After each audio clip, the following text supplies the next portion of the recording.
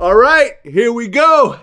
Jordan and Pippen are back in the building. You, of course, are Jordan. I'm Pippen. Boosie, welcome back to Vlad TV. You already know. Hey, man, always a pleasure and honor when we sit down together, man. Right. Number one, glad you're doing well through the whole pandemic. You look good. You look healthy. Your family looks good. Right. We straight.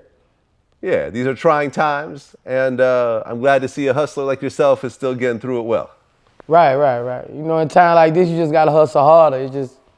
You gotta really hustle harder in time like this.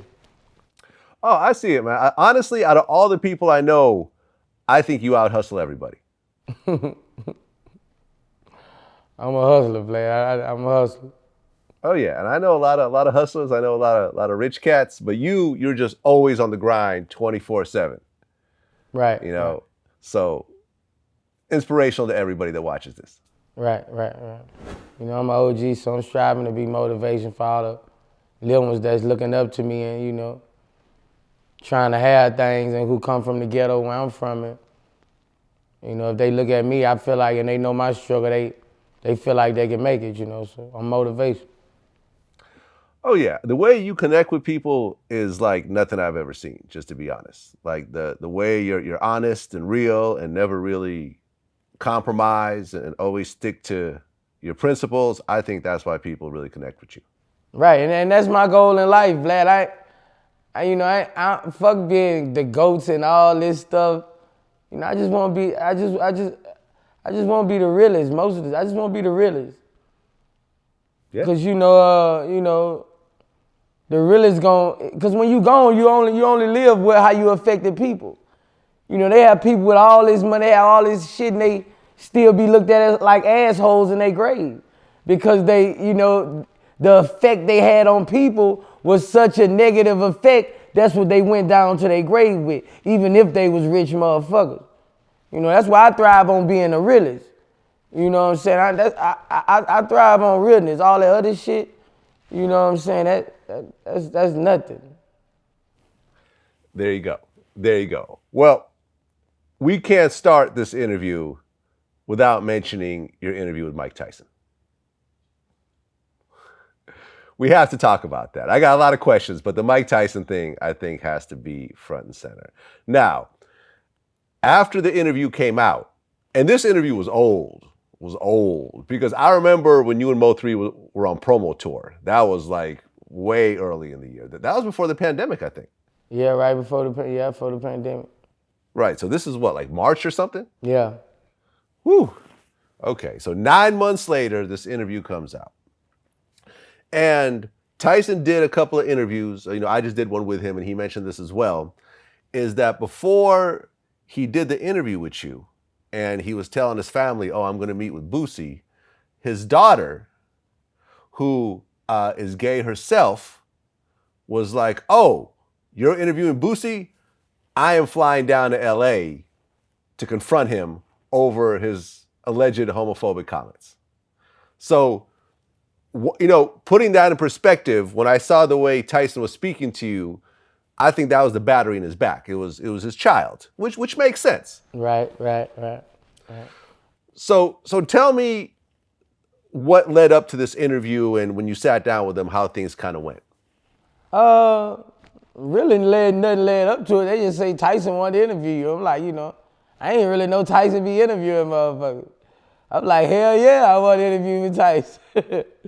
So when I got there, we got the interviewing. You know, it seemed like he was passionate about that situation. Like he kept going back to that situation, you know, and I'm like, you know, I'm telling him like, you know, like, I don't agree with it, you know, and but the interview was weird, bro. It was weird. I even went to asking him questions, you know, and but they took a lot of stuff out the interview, but he seemed like he was passionate about it. And after that, me and his daughter went on interview. His daughter came and interviewed me. She's like, Dad, I want to interview him. I want to ask him some questions right now. I say, come on. You know, so she got in there. She on something. I'm gonna tell you what she on. Do you know how many people you are? Do you know what's going on? She was saying stuff like, do you know what's going on in the transgender world right now? And do you know how many people are committing suicide and dying? So I would tell her, do you know what's going on with black people right now? We're getting shot down. They got so many single mothers out there. And when she would shoot that at me, I would shoot that at her. So basically, she was saying the things that she was passionate about, and I was saying the things that I was passionate about. And she couldn't feel me. And I guess she was saying I couldn't feel her, but I was telling her I have no ill wills towards that. But I was telling her, you're talking about that. Well, I'm talking about this also. I feel like this is a bigger subject that's close to my heart. So we didn't see eye to eye, so she got up and walked out. Okay, was Tyson in the room when this was happening? Yeah. Okay, and I remember he talked about this, I think on TMZ. He said, yeah, you know, he was kind of concerned over you and his daughter kind of going at it because, you know, he's still the father. And he was worried that he might react himself if things started to just kind of get out of hand. Well, was he pretty much cool and controlled though? Yeah, he was cool. Like Mike was cool. Like, you know, after the interview, we took pictures. Like, he was straight, you know what I'm saying? But, you know, like, I'm a G, bro. Like, you know, like, if we're in the interview, I'ma speak my mind. I don't care who there. This ain't no boxing match. You know, this an interview. And you know, she won't talk to me, and I'ma talk. You know, I'ma talk. And we just didn't see eye to eye on the situations. But after that, me and Tyson was good. You know, I didn't speak to his daughter after that, but she was pretty angry. But me and Tyson, we spoke. You know, it wasn't nothing. How old was his daughter? I don't know. She like older, like in her 20s. Okay. Now, in the interview, Tyson was kind of questioning you, said, hey, why do you say these types of comments? And I think at one point he even asked if you were gay yourself. Yeah, I told him straight as an arrow. He caught me out guard. I'm like, no, nigga, I'm straight as an arrow. I'm straight as an arrow. But like Mike was like, you know, like he kept on going to that situation about, you know, like, you know, I asked him one question. I was like, how do you know people scared of you when they come in the ring? And he was like, shit, just like you know when a nigga come in the pen and the one gonna get fucked in his ass. I was like, damn. This motherfucker, yeah. Tyson old gangster with this shit.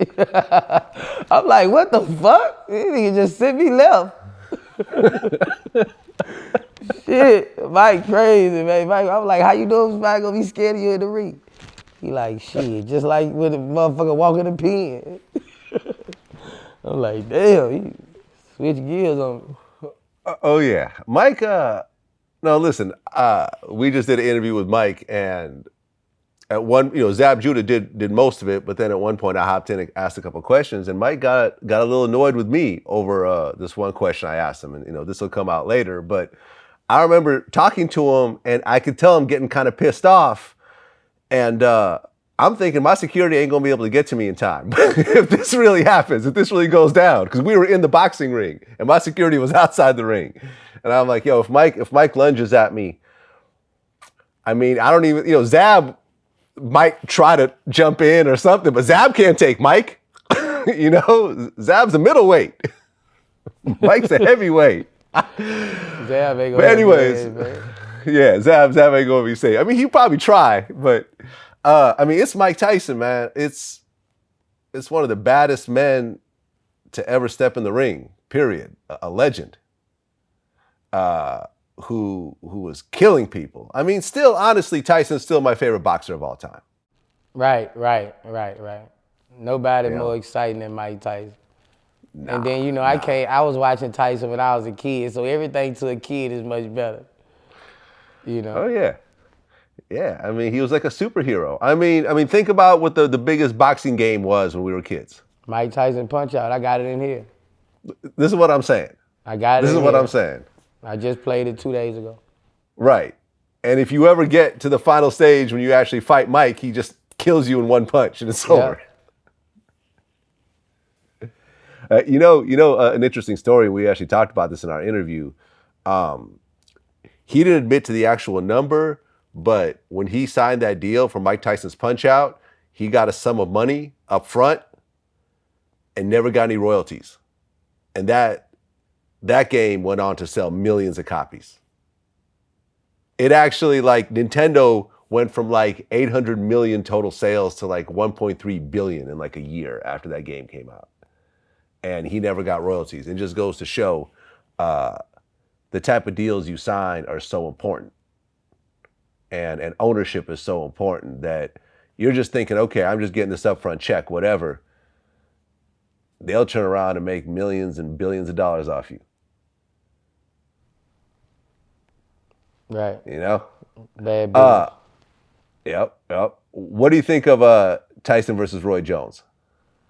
I don't know. I probably got to see them working out. I probably got to see they first 24 and all that shit. You know what I'm saying? I think Roy Jones would beat him if he got win. Because how Tyson was smoking that weed. Right. Shit, I don't know.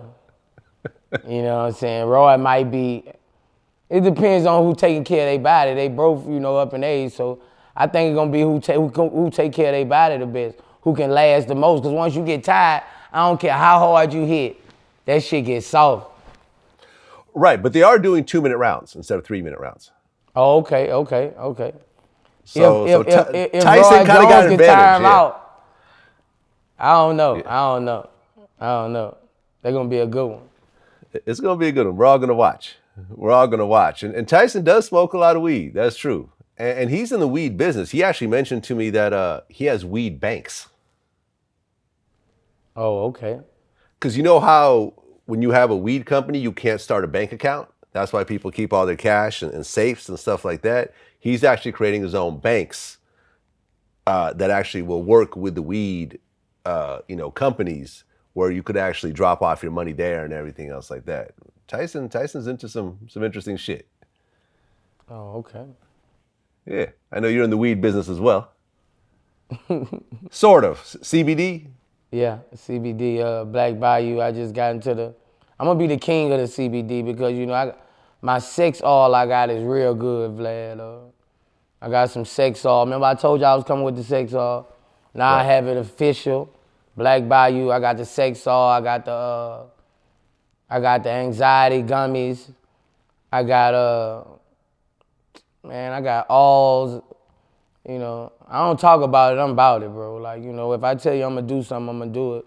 And now I'm in the CBD business making money right now, and it's, CBD is the new thing, I'm finna do hair grease, I'm finna do everything.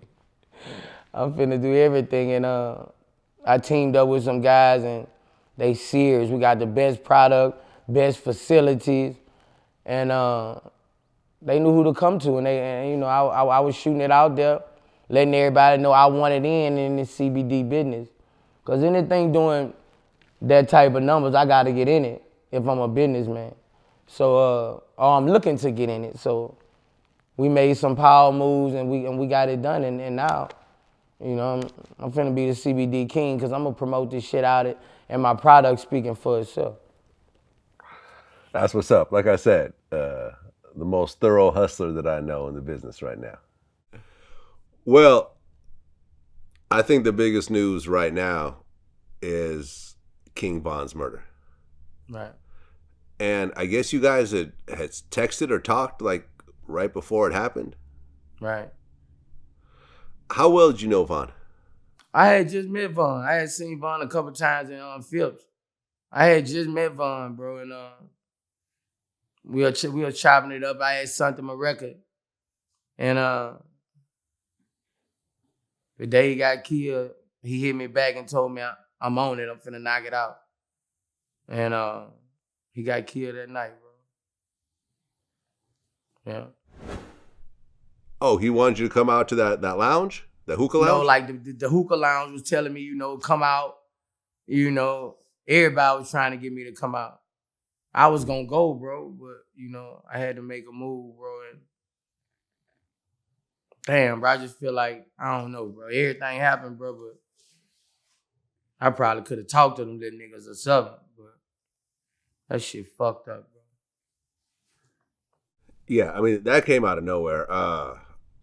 I'd been talking to his manager about doing an interview. It wasn't really going anywhere, so it's not like it was set up or nothing, but I was trying to interview him because I was a fan. I was bumping the album all week. Dropped a hell of an album. That Welcome to O Block shit, and it was fucked up. And then, like, did you see the video? Yeah, I saw it. Yeah, I saw it. He ain't even see it coming. Yeah. Well, I looked into the background of this whole situation. And, granted, not all the details are here yet, but from what I understand, the reason behind this, and this is all alleged, and, it could be completely false, but this is sort of what the internet is saying, is, Quando Rondo is, I guess, signed to NBA YoungBoy. And there was like a picture where King Von had posted a picture with YoungBoy's baby mother, Janaea. He said there was no beef or nothing else like that. He said they were just in the studio or whatever. But then Quando Rondo allegedly took that a certain type of way, and now there was some sort of issue between those two over that. And from what it seemed like, they ran into each other, a fight broke out, and then one of the dudes just pulled out a gun and killed him. Over nothing. YoungBoy got like 8 baby mothers. He's not even with this girl anymore. I ain't never heard about this story. That's what I heard. I could be wrong. I could be off. We don't really know what happened, but this is the story I heard. And it's like, God damn, man. Three people died that night. 3 people. Everyone's focusing on Von, but 2 other people died. I think at least 2 other people got shot on top of that. I know his manager and this other dude got shot as well, that they survived. And it's like, God damn, man. Like, it's fucked up, bro. I know Dirk pain, bro. When they killed my boy live and they killed the whole cop too, I know it's pain. It's a triple homicide. I've been through that. Shit hurt. And your main man in the car. Shit fucked you up for life. You went through a triple homicide? Yeah, my homie live. Yeah, they killed the whole car. So what, 3 guys were in the car and they just shot the whole car up? Yeah, they killed the whole car. And you were close to all 3? Yeah. How long ago was this? This was 05, 06, something like that. Like 15 years ago. How badly did that fuck you up? Oh, it fucked me up. Ivor was my big dog. That was my big dog, so it fucked me up, that. And it made me out of boss too at the same time, It made me out of boss, but it fucked me up. It made me heartless. I mean, regardless of what led up to it, whether the story I said was accurate or not, what it really looked like a regular ass fist fight. And at some point, one of the dudes just felt like that fight wasn't going their way, so they decided to pull out a pistol. And you see that a lot. Yeah, like that's every fight. It gonna have every fight it gonna lead to gunplay. Every fight, like when fights break out, guns gonna pop out. It's just who gonna pull them out and shoot them. They gonna pop out because everybody got them. It's just who gonna pull them out and shoot them. That's a normal thing. When people fight, somebody gonna get shot. You know, somebody gonna get shot. You know, that's just how it is.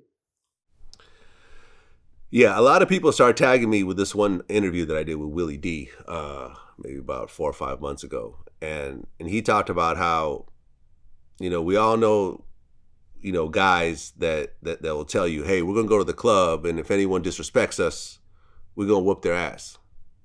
You know, we all know guys like this. Right. You know, we may have been those guys at one point. You know what I mean? For all intents and purposes, but no one really says, well, after we whoop their ass, they might pull out a gun and kill me. So let me go ahead and, tell my mom this is where I got some stash money in my closet, and give my car to my sister and everything else like that. There are dudes that go out there with that mentality, like, if somebody get out of line, we're going to click on them, we're going to whoop them. But they don't think about what the other person might do. They only think about what they're going to do. If they thought about what the other person would possibly do to them, before they went out, they'd say something along these lines. All right, look here, Lil Ray. We finna go out to the club, man. You know, we're gonna be our usual selves. You know, we're gonna do a little drinking or whatever. Anybody get out of line, we're gonna ride on there. We're gonna whoop them up. You know, we're gonna handle our business. And tonight I'm gonna get killed, though. This time I'm gonna get killed. So what I want you to do is I want you to have my Nike collection. You can have all my Jordans. Let your sister have the car because she got to go to school. You know, I don't want her catching the bus. Tell mom I got some money in the attic, and tell everybody I love them, man. And I'm gonna make one stop before I go out there because I got to go over here to my girl house, and I'm gonna kiss my baby and kiss my woman and let them know I love them, and then I'm gonna go over here and get killed. Because people don't really just plan it all the way out. Von didn't think that he was going to die that night. Probably fighting the dude, he probably thought, okay, it's just a fight. Well, happens all the time. What's the big deal? And no one's getting, there weren't any, no one got hit with a stick or a bottle or anything else like that from what I saw. It's just a fist fight. You don't expect someone to turn it into a triple murder. But it's like you can never underestimate anybody. Right. And it also be like, like sometimes like, like you have people on deck for that. That's just how it is. Sometimes you have people on deck for that. Like, if you snatch this chain, it ain't no shooting you. Man, it ain't no fighting you. That's he snatched his chain blasting. That's just the rap world. I'm gonna keep it real. Everybody got a rapper got somebody on side them for that. They not there to run behind you if you take this $200,000 chain. That they there to, give you the business. Yeah. Yeah. Such a sad situation, I just hate when that shit go down like that, bro, because especially when you kill a boss. Because when you kill a factor, it never stops, bro. I like to see all them niggas getting money. Right. Now you see the different camps kind of going back and forth. Like the OTF dudes are saying some shit. Like Quando's people saying some shit. YoungBoy's people are saying some shit. Everyone's getting kind of dragged into it. Yeah, because that's just how it is. It's a new wave now, like he know what it is about that. He know what it is about that. So in the streets, you gotta stand up and be like, fuck that. That's the only way you get respected. If you can't curl, you gotta stand up and be like, fuck that. So that's what the shit he on. You know what I'm saying? Now, you bring it's wall banging. It's a wall now. What do you think about I don't like to see that shit because it don't lead to nothing but blood and jail if niggas ain't solid, So that shit, I don't like to see that shit. Oh yeah, unfortunately, I don't think this is over. I think this is going to keep going for a few more instances. Too many people are hurt. King Von had 3 small children that he left behind. That's who hurt the most out of all this, bro. You know, Yeah. them kids, bro. You know, and when I look at a picture with somebody with their kids, and you know, it put me in my feelings like if I was dead. You know, I look at them pictures and feel like if I was dead, how my kids would feel right now. You know what I'm saying? That's who suffered the most, you know. All the rap people in the industry who lost who all the kids who lost their famous fathers, you know. Sad, bro. Everybody should do something to help them kids, everybody's kids' children. That's what I feel like rappers should do, put together and help all these people who done died, kids, children out, bro, because they the ones suffer the most. Yep. Bitches move on, everybody else move on. You know, them kids, you know, they be hurt for life. Yeah. And the person or the camp that did the shooting needs to keep in mind that at one point those kids are going to grow up. And they're never going to forget about that shit. And if given the opportunity, you might have someone walk up on you and not even know who it is. And that could be so-and-so's son. Right. So-and-so's daughter. Yeah. What's the name of that movie? Bronx Tale. Bronx Tale, yeah. There you go. Yeah. It's crazy. There you go. That's why when you done so much dirt, you can't be where you used to be at. No. You know, it's no way. You know, you don't know who want to get you, you know.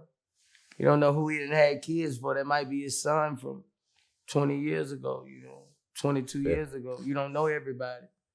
You know, it's crazy, bro. Well, right after this whole situation happened, T.I. put up an Instagram post. He said, Atlanta is a beautiful, progressive city filled with black excellence. We uplift each other and win together. Stop coming here to kill each other. That shit is played out. Handle your beefs in your city. Thanks in advance, management. Now, T.I. went and denied and said, oh, this is not about King Von. I'm just talking about in general. But the timing of it and the wording of it makes me think otherwise. Do you know about this post? I saw it on what you call them. I just got on it early this morning. I ain't in too fine with it, but I don't know. I ain't too much on it. Yeah, I mean, neither one of those guys are from Atlanta. Von is from Chicago, and Quando's from what? Savannah. Savannah, right. But Atlanta is that intersection. Everyone comes through Atlanta at some point.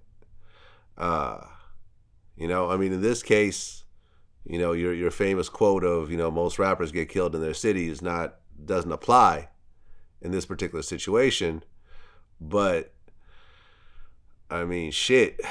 I mean, a shootout in the middle of Atlanta, that's where you live right now. Right. Have you seen some shit pop off like this? And do you feel like, you know, Atlanta is still a place where you got to really be careful? I'm finna slow down going out, man, because I've been showing out, bro. I'm finna slow down going out, bro. After that shit with Von, I be right at that club now. I be right at that club on Sundays, bro.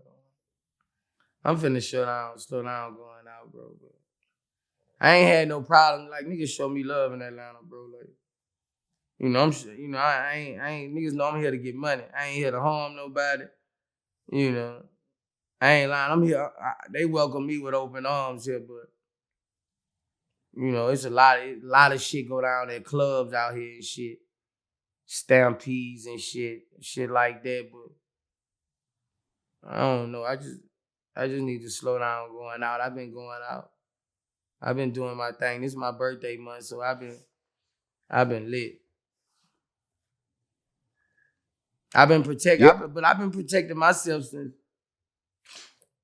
16 years. I've been protecting myself since I was a kid. This was school. This was taught by me from my uncles how to protect myself. you know, and I'm pretty good at it, you know, and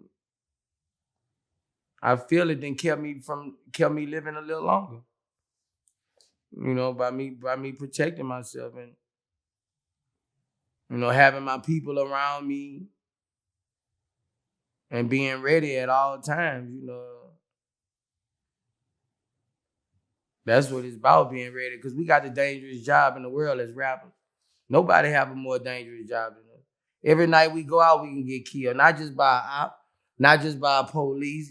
It could be a crazy fan. It could be a man. It could, bro. Like our jobs are really dangerous, especially the ones getting, you know, the 10,000s to hundred thousands. You know, like. And you gotta go in them clubs and, you know, and you talking gangster rap and you got ops, you know, our life dangerous, man. You know, we make it look good with this money and stuff like that. But our life dangerous, you know. I gotta take a gun everywhere I go. Like everywhere we go, we gotta have guns everywhere around us. You know, it's normal, it's been normal a long time, but that really ain't the life you gonna live, you know what I'm saying? But once you get into that life and, you know, you done step, that's the life you gotta live. And it's just part of our life. Well, Von was with the shit. Von would be beefing with people online. He would go back and forth. He would stick his chest out and, you know, he would talk his shit. And he was, you know, he wouldn't back down from nothing. And if you said some shit about him, he would say some shit about you. You know, you are not really like that. I'm sure at one point you were. But right. The 2020 Boosie, I don't remember you beefing with a rapper, really. Nah, even back in the game, I never beefed with rappers. I know you probably heard I had beef, but I never made songs. You never heard songs. I never made songs. You know what I'm saying? I was just roll them old rap beats with all them dudes. Like they rapped about me. They never been my stilo. You know, I'm not trying to put you on the record. You know, because I feel like you're gonna get fame off me if I put you on the record. I don't want to put you on the record. I want to put you in the bag. I don't like, you know, then I can out fame you and out rap you. You know what I'm saying? So I'm not with that. That ain't my style. I ain't, you know, I'm not good at that. You know, that's never been my thing. I'm not good at rapping about nobody. You know, that's not my thing. You know, you're not finna play with me like that. I don't know how to rap about. I know how to rap about what I see in these streets. I'm not good at rapping about nobody destroying their character and things like that. So I'm not gonna even get on that level with you. I'm gonna show you what I'm good at. Right, and usually the dudes who are the best at that, they're kind of like comedians, like a 50 Cent. 50 Cent will like say some funny shit about you and make you look silly on some comedy type shit. I'll do that too, but I'm doing that as far as a part of my humor because I love to play. But as right. far as music, no. As far as music, I'm spitting the real. This is my passion. This is my life. You know, right, we're not gonna play with that. Right, but what I'm saying is, besides the music, I've never seen you going at somebody back and forth and, you know what I mean? Like beefing with someone. And, you know, people talk shit. People talk shit about you. People talk shit about me. I don't respond to shit. Right. I don't respond to nothing. Right. I feel like if you're going to talk about me, I'm just going to keep doing my job. You're going to have to keep seeing me doing my job. I'm not going back and forth. Right. Because most of the times, if I don't feel, I'm going to ignore you, especially if I don't feel you're going to hurt me. Yeah. You know, it's, if you're not going to hurt me, you know, like you're no threat to me. You know, I'm only worried about, you know, somebody I feel that will hurt me. You know, all that other stuff, I've been talked about my whole life, lad. Like, you know, Boosie the most outspoken person ever. So, you know, what they say don't make me shit. So I don't worry too much. Well, yeah, because they're trying to get you to respond. Because they know when you're a bigger entity than they are, if you respond, then it's like, oh, now I got a whole career off this. I'm going to talk about this for the next 10 years. This is going to be my claim to fame. Oh, he responded to me. I'm going to make a song out of it, an Instagram post. I'm going to get my homies involved. I'm just going to turn this into a whole campaign now that you're going back and forth with me. But nah, I don't do that, man. They And have honestly, a certain cloud of people who focus on deteriorating the next star. yeah.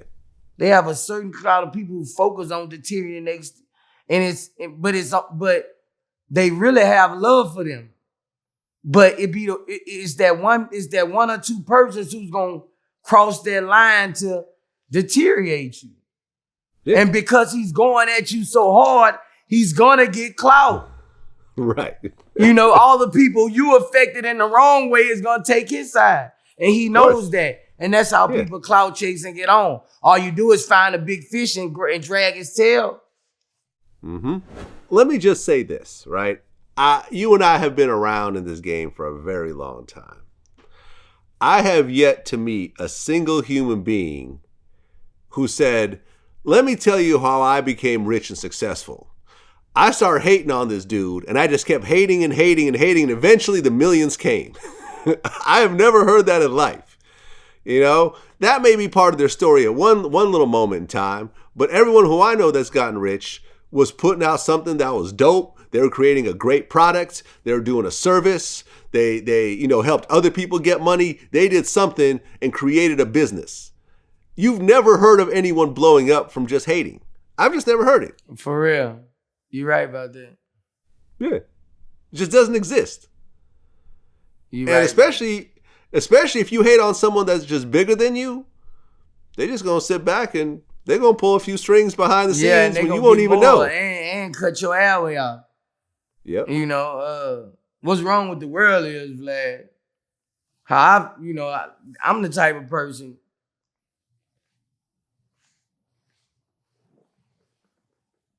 I just gotta be a real one and speak how I feel. First of all, that's Boosie.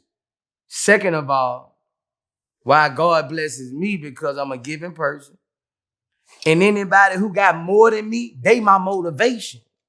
I'm happy for them because they're motivating me to want more. That's why I'm always get blessed. Like people who have more than me, I'm happy for them. You are my motivation, nigga. Yeah. You know? And God ain't gonna bless the motherfuckers who hate on the motherfuckers he blessed. Yeah. That's people not happy.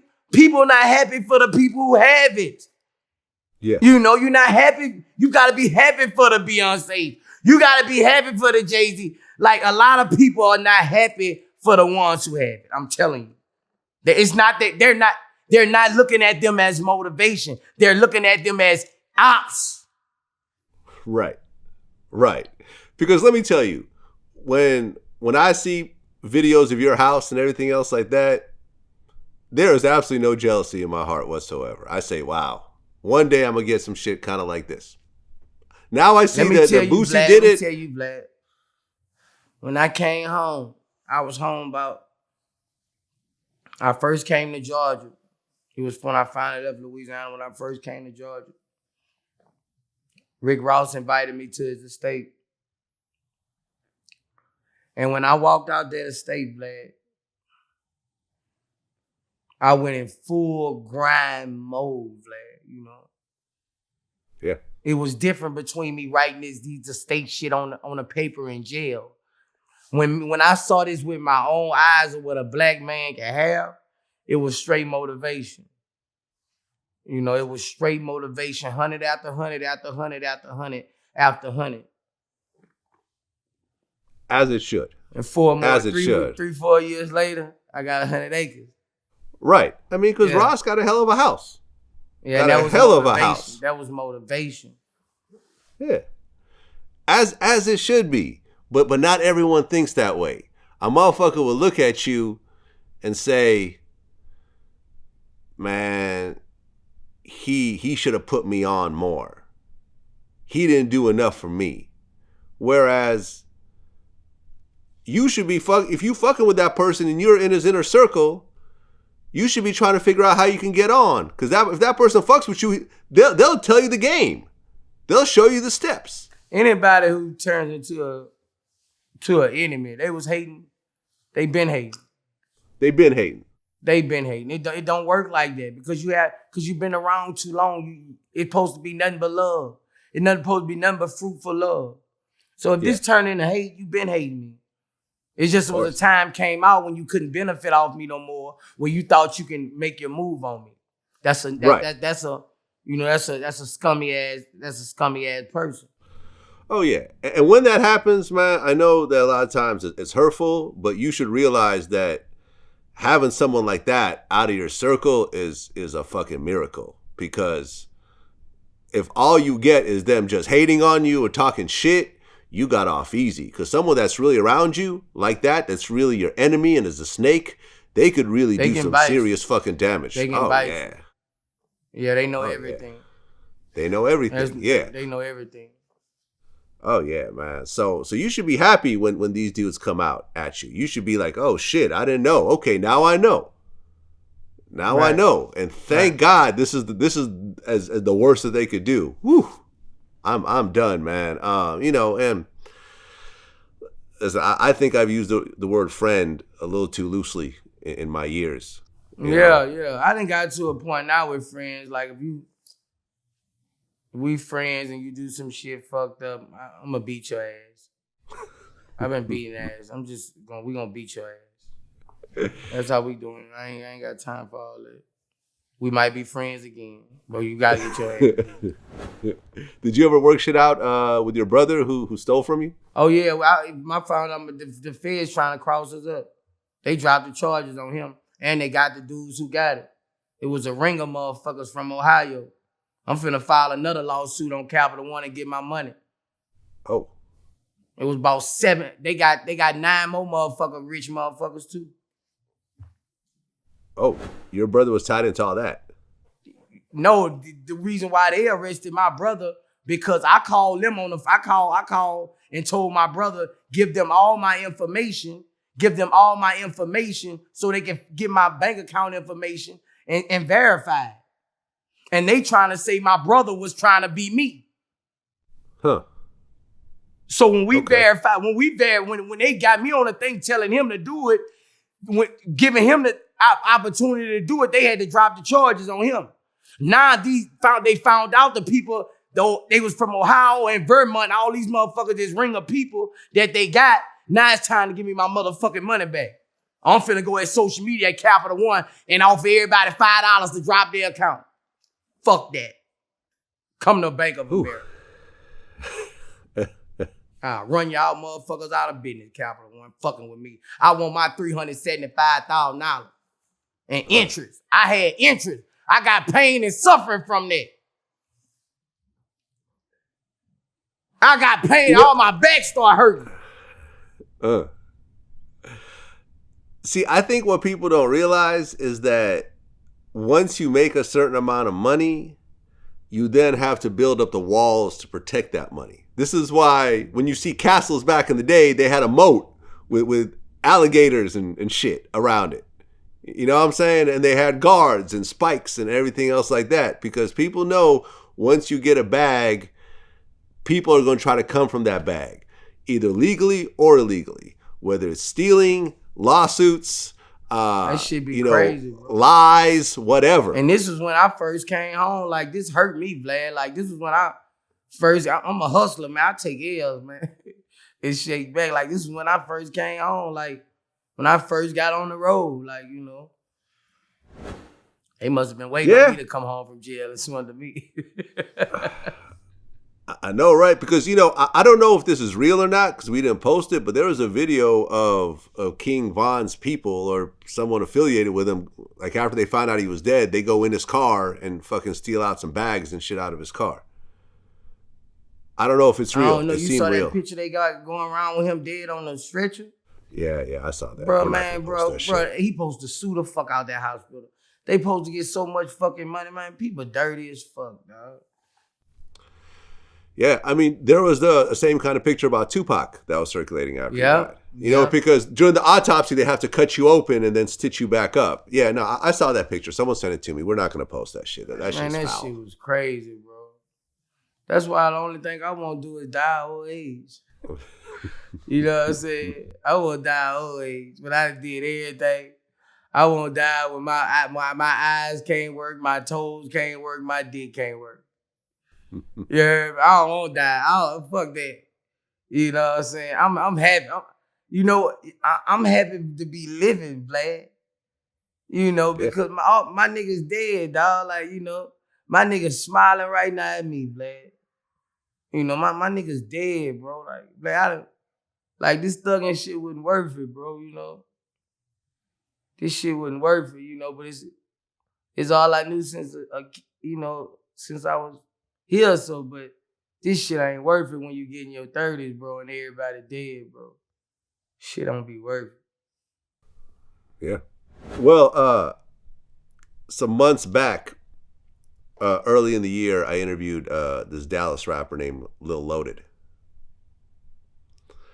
And I had actually known about this now for a few weeks, but this morning he actually turned himself in for a murder of his friend, who, ironically enough, is called Savage Boosie. Savage Boosie? Yeah. Oh, they finna say Boosie got... When this happened? Well, he turned himself in today. We just broke the story. He actually had a picture of the dude on his Instagram, you know, with a rest in peace and everything else like that. I had known about this story now for a few weeks, but, you know, I know some people close to him, and they asked me not to put it out because he went on the run after this happened, and he just turned himself in this morning. So if I'd put out the story, that would have created a situation around him, you know, basically spending his last few days of freedom. But from what I understand of this story, and this is something that I've talked about, it seems like they were filming a music video with a bunch of live guns, and a gun went off and killed his friend. Damn.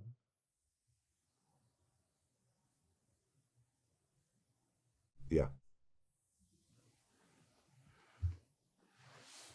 Niggas be loaded, man.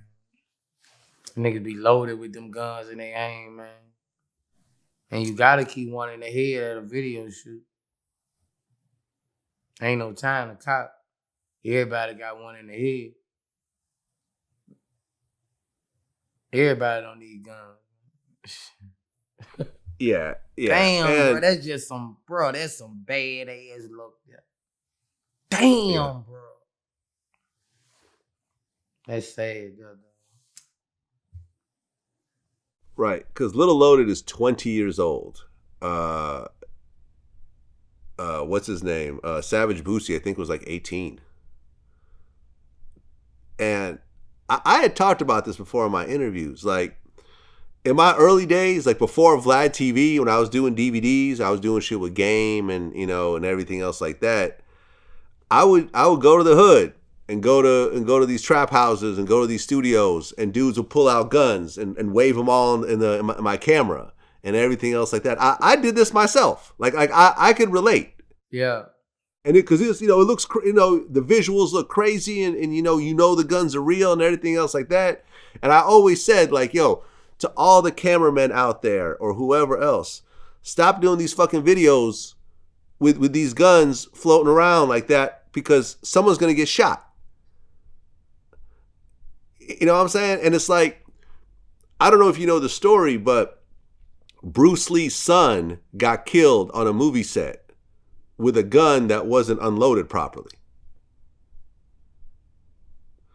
I thought that's how Bruce Lee got killed. Nah, Bruce Lee died. He had some medical shit going on. Oh. Yeah, no, he died in his sleep. His son, this is how his son died. And it's just like, I've been to movie sets, right? And I've even interviewed like the gun, whatever the gun experts on site are called. They basically have all the guns, and they're responsible for making sure everything's unloaded for the scenes. And it's like a full-time job. But you go to these little video shoots, there's no one like this on there. A bunch of motherfuckers are pulling their real guns out. They're all loaded.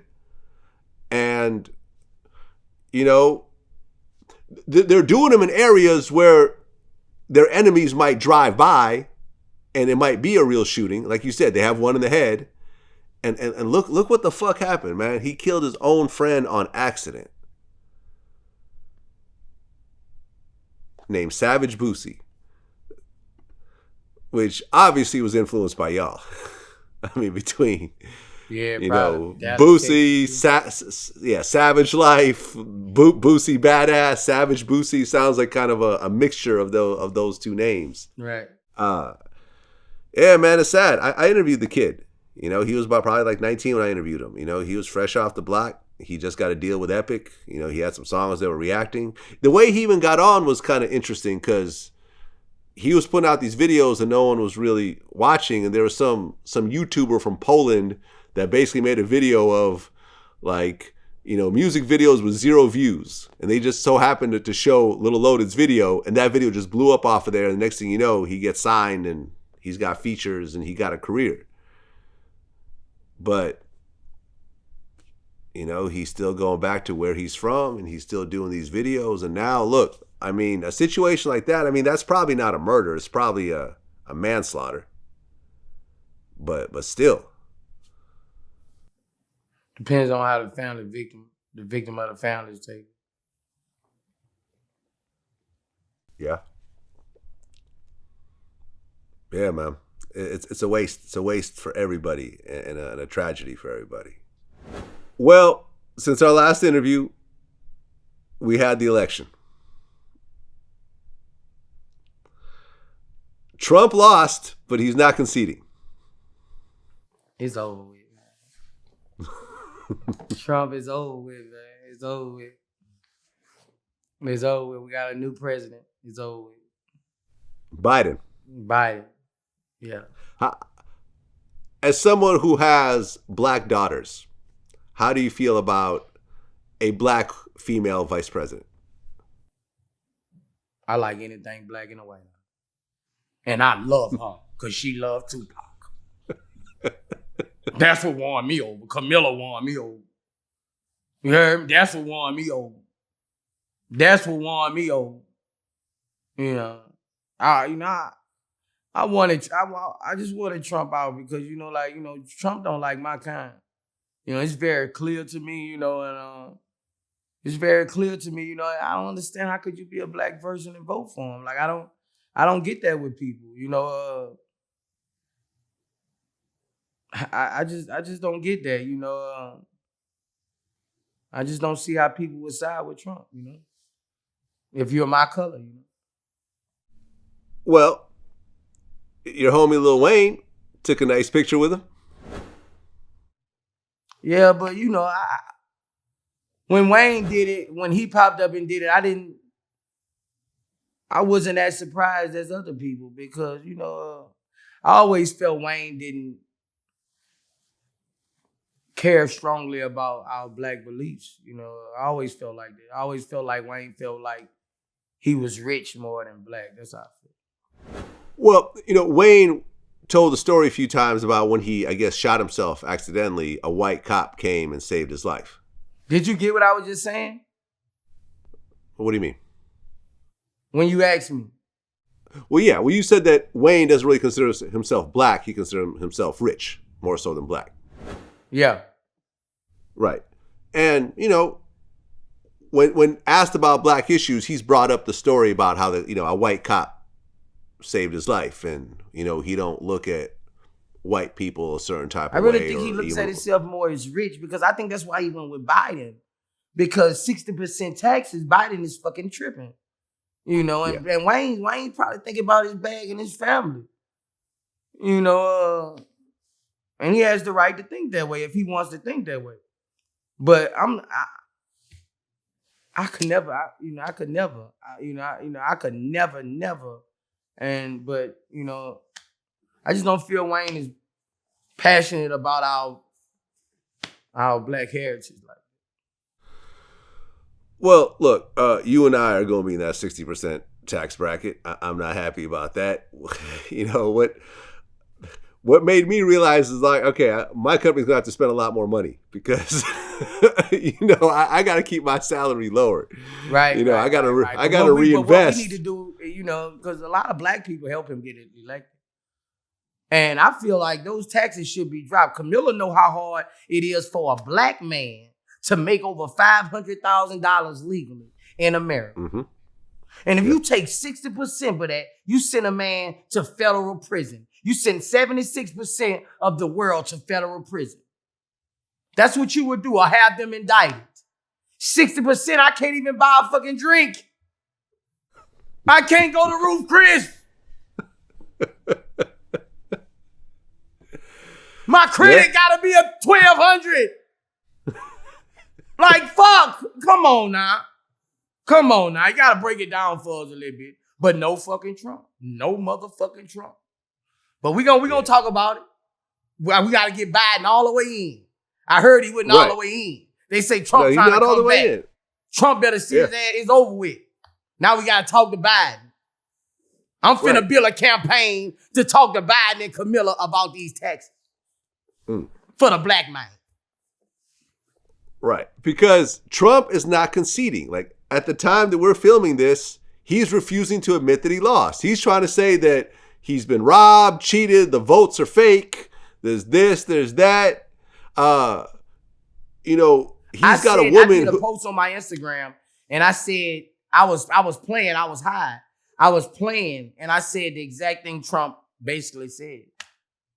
I knew he was gonna say it was a ripoff. You know what I'm saying? But once you done so much cocky evil, once you done so much blatant things to people, you build up people who really dislike you.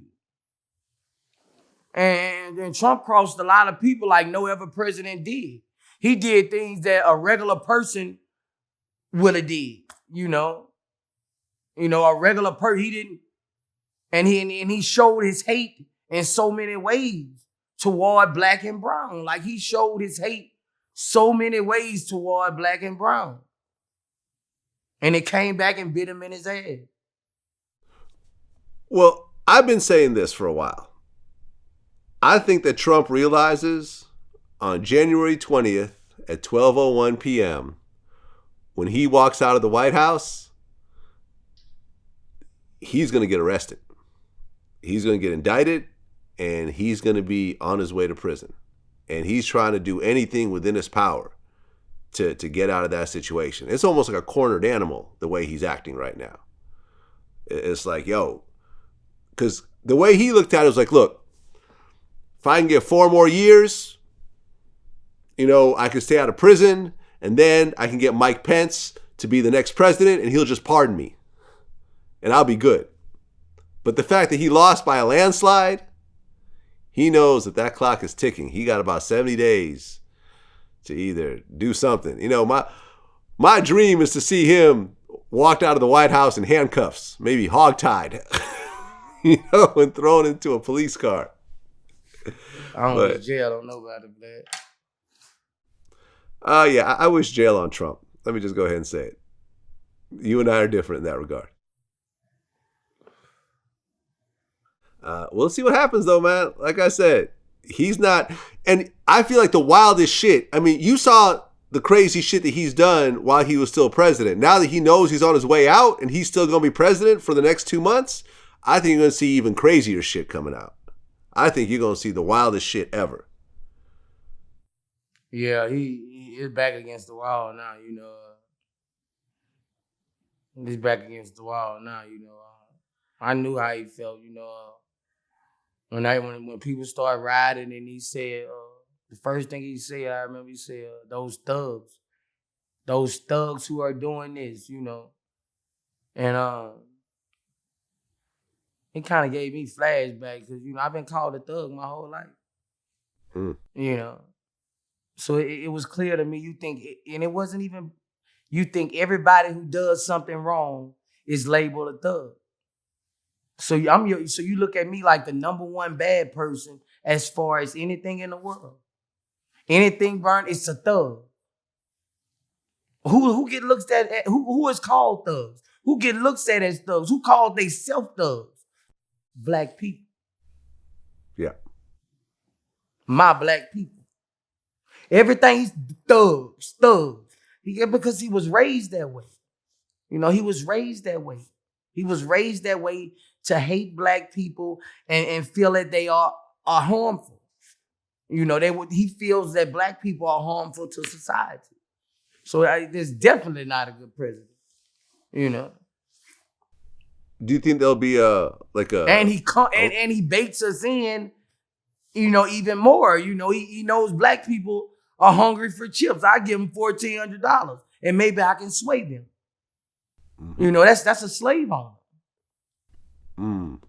Yeah. Yeah. Do you think there'll be some sort of revolt or civil war or revolution or anything else like that? Nah. I think Trump gonna get his ass out there and start a TV show. I don't know. He running in 2024 though. I bet you that. I don't think so. They might as well get ready. He gonna run. I mean, he could try to run. If he ain't locked up. Well, let me put it like this. In the history of America, you've never seen a president run after and be endorsed by their party after they've already lost. Well, in the history of America, you never seen a Donald Trump president. Right. Donald Trump would get a $1 trillion loan and endorse his damn self. He would endorse his damn self. Right. And here's what'll happen. So I don't think the Republican nomination is ever going to happen for Trump again after this. But he could run as independent. And what'll happen is what I think it'll be the same thing as what happened with George H.W. Bush. Remember, you're probably a little too young to remember, but there was a race. It was George H.W. Bush, Clinton, and Ross Perot, who was a billionaire. He was a tech billionaire. He ran as an independent, and all he did was split the Republican vote and made sure that Bush Sr. didn't get elected and Clinton won. That's why Bush Sr. didn't get a second term. Get it? Okay. Yeah, that's what's going to happen. He's going to run again. If he does run again, he'll just end up fucking up the Republican nominee, and the Democrats will become president again. Okay. There you go. What'd you think of the whole Ice Cube thing? I ain't like Cube doing that shit. I feel like Cube should have had. I think Cube was thinking. He was thinking for the black community, but he wasn't thinking about the dragon he was sitting in front of and how it affected him. If you trying to do that, he was thinking about black, but you wasn't thinking about what you was sitting in front of, and he wasn't thinking about the people also that he would affect by dealing with this man. He wasn't. That's how I feel about that situation. Oh yeah, but I feel like he was trying to help his people, but he wasn't thinking at the same time about what I just said.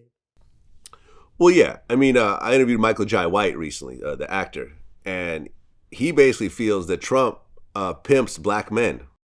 We all know that Trump doesn't care about anybody, much less black people. It's amazing to me. It's like pimp culture, like on blast. Oh yeah. Like you go, wait a minute, this pimp looks ridiculous. Okay. He's hoeing folks, right? And these women are, giving him his money. All their money. I mean, yeah, and it's like you sit there and you go, well, how does this work? This cat is ridiculous. He's ridiculous. He's weak. He's all of this, but he got you. Like, he's pimping you, and you don't see it. Like Lil Wayne, Ice Cube, Kanye, he gets them. He gets little photo ops with them or whatever else. I just told you it's like a slave owner. I just told you. Yeah. I just told you. I'll give you something. I'll put you on the front of. You'll be bigger than all the slaves. But you'll still be a slave. But you gonna still be a nigga. I don't even know how to say your name right. Little Pimp. Remember that? Oh, but you still, hey, I'm gonna let you gonna be everybody gonna talk about you. You gonna take a picture with me, you gonna be the biggest nigga talked about ever. But you still a nigga. And now you looked at as a house nigga. You know? So that's right. That's like pimping. I'm crossing you in both ways. I'm bringing you up to bring you down. That is. Right. Remember when he had a little pump on stage with him? And he called him a little pimp? Right. Couldn't even get his name right? Right, bro. It's like, it's just how it is, bro. That man, he made me make a foolery of black people. With power. Well, from what I understand, Kim Kardashian is trying to free C Murder. Right. And you and C, well, you guys used to be cellmates. Right. So you guys are real close. Right. Now, I've heard about the C Murder case, and we looked into it a little bit, but I'm not going to say that I'm really, really familiar with it 100%. Based on what you know, does it seem like he could beat that case? Yeah, they had nothing on him. The guy who was on the No Limit Chronicles, he been canted his statement. Like C never had a gun. Bro, I get emotional when I talk about it. I done read that case 100 times, bro. Like, they really took him away because who he was. They tainted the jury, bro. Like, when he was going to trial, they was showing his Baton Rouge video with him in the club shooting and shit like that. So, bro, the dude innocent, bro. He didn't kill that little boy, man. He innocent, bro. He innocent. He did not do it. He did not do it. Yeah, and unfortunately, you have this name of C Murder, which automatically puts the jury at a certain level of apprehension. You see what I'm saying? Right. It's fucked up. C had been cutting up, man. C had been getting into a lot of shit, bro. Like, C had been doing a lot of shit in Louisiana. And his name was ringing, bro. And, they was getting a lot of money. And Louisiana is a hate state towards black entertainers with money. All black entertainers in Louisiana go down. If you don't move out, you go down. It's no way. You're going down. So, that was just a bad instinct, bro. C innocent, bro. He got a life sentence for nothing. He did not do it, bro. Like, that's, I don't see how he that strong, he's still strong. He still be smiling, But, free C till we see C, man. I miss him. I just wrote him on JPay yesterday. Nice. Because he's gone on like hunger strikes and stuff like that, right? Yeah, because that's the only way you get attention. I used to go on hunger strikes. Okay, so how do you go on a hunger strike? Explain to me the steps of that. You just tell them you going on a hunger strike. They gonna still put your plate there. You push that bitch back out. Give it to them. You go on hunger strike after 3-4 days. Sometimes they put you in a gown for 72 hours. Make you get naked, put you in a gown. Okay. Put you on watch for 72 hours. Sometimes they did me that. Okay. Until I get my stuff answered. Okay. What was the longest hunger strike you went on? But I used to go on hunger strike and be lying. I had niggas sending me Zuzus down there at night, all kind of shit. Yeah, I'm still eating like a big dog in that bitch. When the plate come off, bitch, I'm on hunger. I ain't eat nothing. That's what I'm telling the bitch. Yeah, man. Okay. Have you ever I went on hunger strike for a visit one time.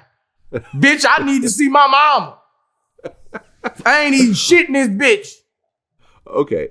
Have you ever actually gone on a hunger strike, though, a real one? Not really. Because Not really. I played a hunger strike on lockdown, but I ate that moment. I played it that night, But I ate that morning. I snacked that morning. Niggas sun me down there because everybody know I got diabetes and I get sick. So even when I go on hunger strike, they be like, the whole dome, no, bro. No, Boosie, man, the whole lockdown. No, man, you gonna get sick. Woo to woo, you know. So nigga be trying to look out and send me a few snacks down there. Well, speaking of diabetes, number one, how long have you been a diabetic? Since I was 19. Was there something that originally triggered it, or? I don't know. I was drugging and thugging, but Okay. I was sipping Serb, X pills, codeine, PCP. Okay. Just tearing my body up, you know. And are you still diabetic today? Yeah. Okay. Well, we just did an interview with Dr. Dre from Yo MTV Raps. Remember him? Yeah. One of our outside interviewers, Sean Prez, did the interview, and in the interview, Dre, who's really a hip hop icon, you know, you got to give him that. Yo MTV Raps was a very important show. Was the first national hip hop show. You could say that there may not be a hip hop today if it wasn't for that particular show. Because that was the first national outlet for hip hop. Hip hop could have gone the way of go-go, where it was just a local thing in New York, and that's just how it stayed, you know, because no one gave it this national thing. So at 56 years old, Dr. Dre is diabetic as well, type 2 diabetes, has had his leg amputated from the knee down and is completely blind. Where I had laser surgery to fix my retinas. But diabetes is a non-forgiving disease, and it chews away and takes your sight from you. We got to take care of our health, man. 56 is not that old. I'm 47. Right. That was a hell of a wake-up call for me. Like, goddamn, man, 56. And, you know, in the interview, he basically talks about how, look, you know, he helped make hip-hop billionaires by featuring them on the show that went on to really do a lot. And right now, he needs some help. So he has a GoFundMe page. And, you know, he's raised about 30 grand from that because he needs to move into a new house. And, I mean, he's blind, like completely Damn, he gotta legally go blind. fund me? Yeah. I might hit him with something, bro. Damn, bro. Yeah. Niggas who he put on that show should look out. If they got it, man, this shit, bro, ain't too many people gonna keep no money in this rap shit. This shit hard. I mean, yeah, it's sad. It's sad that someone who is such an important piece of history now has a GoFundMe page and is such bad health, man. You know, since you and I have last had our interview, I've lost 20 pounds. You know, once this COVID shit hit, I said, all right, this is serious. And it seems like the people who die are all obese. You know what I mean? Like Fred the Godson, who I personally knew, who, you know, we've interviewed before. He died. And he was very heavy. So I said, man, I'm not fucking around, man. Like, as we get older, this health shit ain't no joke. So yeah, man, stay safe out there. Take care of your health. Well, you went on Twitter at one point and you at Kanye West, and you said, Kanye, why you can't keep Drake out your mouth, bruh? I'm gonna say it. Stop hating. Shaking my head. You showing straight jealousy. You ain't even gotta do that. You rich. What I lied about. I was gonna say it 3 weeks earlier, but you know, I was like, bro, is the world gonna keep on letting this dude just pick at this dude? Like every fucking, like, bro, like, dude don't say shit back. I'm like, damn. The world talking about everything. What about him just keep saying this man's name? And I didn't like that. Hey, bro, like, I don't like when niggas I feel like he was picking on dude. And that's just how I've been my whole life. That was just how I've been my whole life. I done took niggas who niggas done picked on and made them steppers and made them not to be played with. I don't like that. I just ain't like that. I just like, bro, dude, keep on fucking with dude. Like, what is it? Somebody know. I don't know. It's something. So I said it. I wasn't trying to unlike Kanye West for it. I was just unliking him for being a hater on Drake. I didn't say he's probably not a hater towards the world, but he's a Drake hater. I'm gonna say that. I think so. I think Kanye's jealous of Drake because at the end of the day, when it comes to music, I don't think Kanye's really touching Drake. Drake runs this shit every. It might not be the music. We don't know, Vlad. They know. Yeah, they know. I mean, they know. We don't know. They live in the same community. They both live in Hidden Hills. Hidden Hills is it's right by Calabasas, but it's a whole town that's gated. Like the entire town is gated. I don't know. That's how I feel, honestly, bro. Like, you know, he was just back and forth with the thing. You know, I didn't press it. I just said, bro, like, I don't understand people like that. But that goes to show that's what us in the world get it fucked up at. When you go expecting people, me, Trey Songz, and somebody was just talking about this trouble. When you expect people in the world to be just like you. That's where everything go wrong in the world. When you expect people to have your same loyalty, your same heart, your same actions, your same revenge, your same payback, and that's when it goes wrong. What'd you think about Kanye actually running for president? I mean, he got like 60,000 votes. I feel like Kanye be doing a lot of that shit for clout. You know what I'm saying? You walking on water, you know, either you gonna support Jesus or you gonna be turning to him. Which one you gonna be? You know, you gonna give him his glory, or you gonna mockery him and turn into him. You know, like, I mean, come on, bro. Like I don't speak on it too much, but I don't believe him as far as all that stuff. You know. Well, no, I think Kanye thinks he's Jesus. I mean, he even named his own album Yeezus. Okay, so how can you say you're a child of God? No, I think he thinks he is God. How can you say you're a child of God? You confused. Would you ever do a Verzuz? Nah, I ain't doing no Verzuz shit. I don't want to do no Verzuz with all these niggas. Half these niggas ain't no gangsters, rapped all that gangster shit. A lot of niggas lied probably. I don't really know niggas like that. You know what I'm saying? Niggas done died behind my shit. Like, this shit real story. This ain't no motherfucking shit that got. Nah, I'm disrespecting the whole world. Half my fans dead. Nigga, most of my Boosie fans dead. They ain't here to support me, nigga. Yeah, everybody who came up on my music and all this shit I was talking about, they dead. Or they locked up. Nigga, who I'm gonna do a versus battle with? The fans, the social media fans? All my real fans dead or in the graveyard. Or trying to stay alive and teach their children not to be what they was. So who I'm a versus with? When y'all got all the fake ass social media fans and all this other shit. My real fans, real steppers. Steppers only go to the graveyard or jail. It's a difference. My fans ain't pop bottles. All of them ain't have money to pop bottles in the club. They was robbing niggas. It's a difference. Well, Jeezy and T.I. got a Verzuz coming up. That's gonna be hard, I mean, when I heard it. Who you got? I've never been asked that. Let me think. Jeezy versus T.I.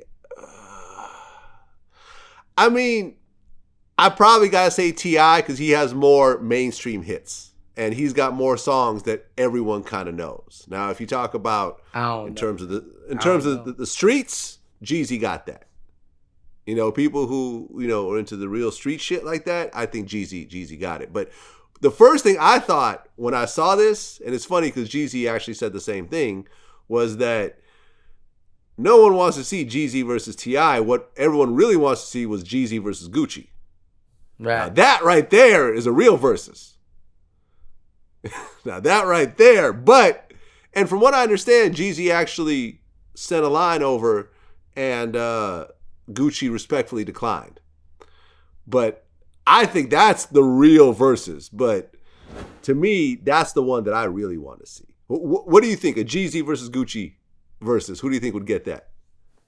I'm going with Jeezy. Go Jeezy? Gucci got more songs, but Jeezy got more anthems. Jeezy probably gonna get T.I. Man, Jeezy got motherfucking, bruh. Jeezy got some shit, boy. Like, Jeezy got some motherfucking club anthems. I'm talking about, I'm talking about club anthems. Like, that nigga Young got some shit, boy. Boy got some shit. Yeah. I'd love to see it. I'd love to see it. So is Tip still one of my favorite artists. Tip's still one of my favorite artists. T.I. is tough, man. T.I. is tough, and I mean he's one of the greats. I know a lot. You can't take nothing away. And he's got mainstream hits. You know, he's got hits that are like shit like Blurred Lines. That's not even a hip hop song. That was just a major Robin Thicke song. You know what I mean? With Pharrell. Like he's got that shit with Rihanna. You know? Right. Jeezy don't have that. Right. Jeezy has pretty much been, okay, this is what I do, and I'm gonna do it every album, and my core fans gonna love it, and I'm not gonna get radio play, but fuck it, I'm gonna keep doing it, and I'm gonna have a career. And it worked. So there was some confusion at one point where we had put out a story that Young Blue is no longer signed to you, that he was signed to Meek Mill, but then Blue actually hit me and said, nah, that's just management. I'm still signed to Boosie. So is that still the case? Right, yeah. That's Blue still with me 3 albums. Okay. And he got Drake on his new song. Right. I appreciate Drake for that, bro. How do you feel as the CEO of the label to have an artist with a song with Drake? I'm grateful, bro. Like I'm grateful, bro. Like I'm a grateful ass nigga, bro. You know, I don't get too much love from, you know, I don't know why, Vlad, but you know, niggas don't really bless me, Vlad. You know, niggas respect me, but they don't really bless me. You know, and the ones who bless me, I respect them dearly and protect them dearly. But I'm grateful, man. I was so grateful he did that, bro. But that's just Blue being on his grind, bro. Blue on his grind. You know, that's the type of shit Blue do. Blue get at niggas, man. I won't work. You know, he just got in there with Tigger. He just got in with Tiger. He just got in there with the other dude. Like, you know, he out there working, and I'm just happy Drake did it, bro. Like, that really helped, you know, the upcoming album also. So he helped. That was a good look, bro. Right. I mean, we did one of Blue's first interviews on your behalf. You're like, hey, I got a new artist. Can you interview him? And I'm like, I got you. You know what I'm saying? Boosie brother was on the email, and you know what I'm saying? I guess he liked what I sent it over to Boosie. Boosie liked it too. He called me, you know what I'm saying? Flew me out the next day, you know what I'm saying? And me. Next day? Yeah, next day. So to man, Atlanta? That's how it was, man. Y'all can't listen. I mean, like I said, man, hey. That ain't my place to speak on, but at the end of the day, that's how it happened. Okay, so he flew you out the next day, and I assume you were a Boosie fan already? Die hard Boosie fan. Boosie my favorite rapper. Period. That was just the look of the draw. You know, at that point he was like new. You know what I mean? Right. And it's great to see one of your artists blow up to this extent. Because is this the most successful artist you've ever signed? Right. Congrats. Right. Congrats, because you signed a lot of artists. You know, and people don't understand, like, trying to run a label, because people always like, Vlad, you got a website, you got a YouTube channel, just start a label. And I'm like, slow down. Y'all don't understand how hard of a fucking job this really is. Yeah, you never know who gonna go, you know. Right. You got to sign 10 people and hope one of them will do something. Hopefully. Yeah, right. One. To make up for the 9 people you just lost money on. Right. You know, but congrats, man. You got a song with Drake in your catalog now for one of your artists. About 5-6 more. Now we finna come artist after artist. We just working, we just building. I interviewed Crunchy Black again recently, right? And I don't know if this crossed your radar or not, but I was speaking highly about you, of course, like I always do. And he goes, well, he's like, I like Boosie a lot, but I had sent him a verse to get on, and his people responded back and said, nah, Boosie don't fuck with you.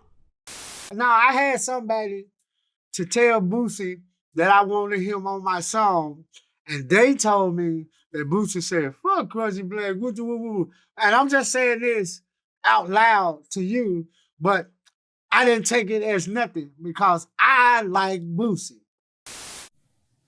Nah, Okay, because Yeah. it didn't sound right. that don't even sound like you. That doesn't even sound like you. Okay, I respect them. Them niggas, Crunchy Black, that whole era. Them niggas got money. I respect them niggas. When they was out, I was out, Vlad. Yeah. I was a baby. Them niggas was big time to me. Nigga, if Crunchy Black would have something first, that would have been done. Nigga was talking to somebody else, nigga.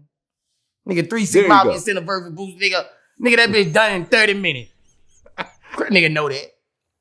I don't play those games Okay. with niggas I respect.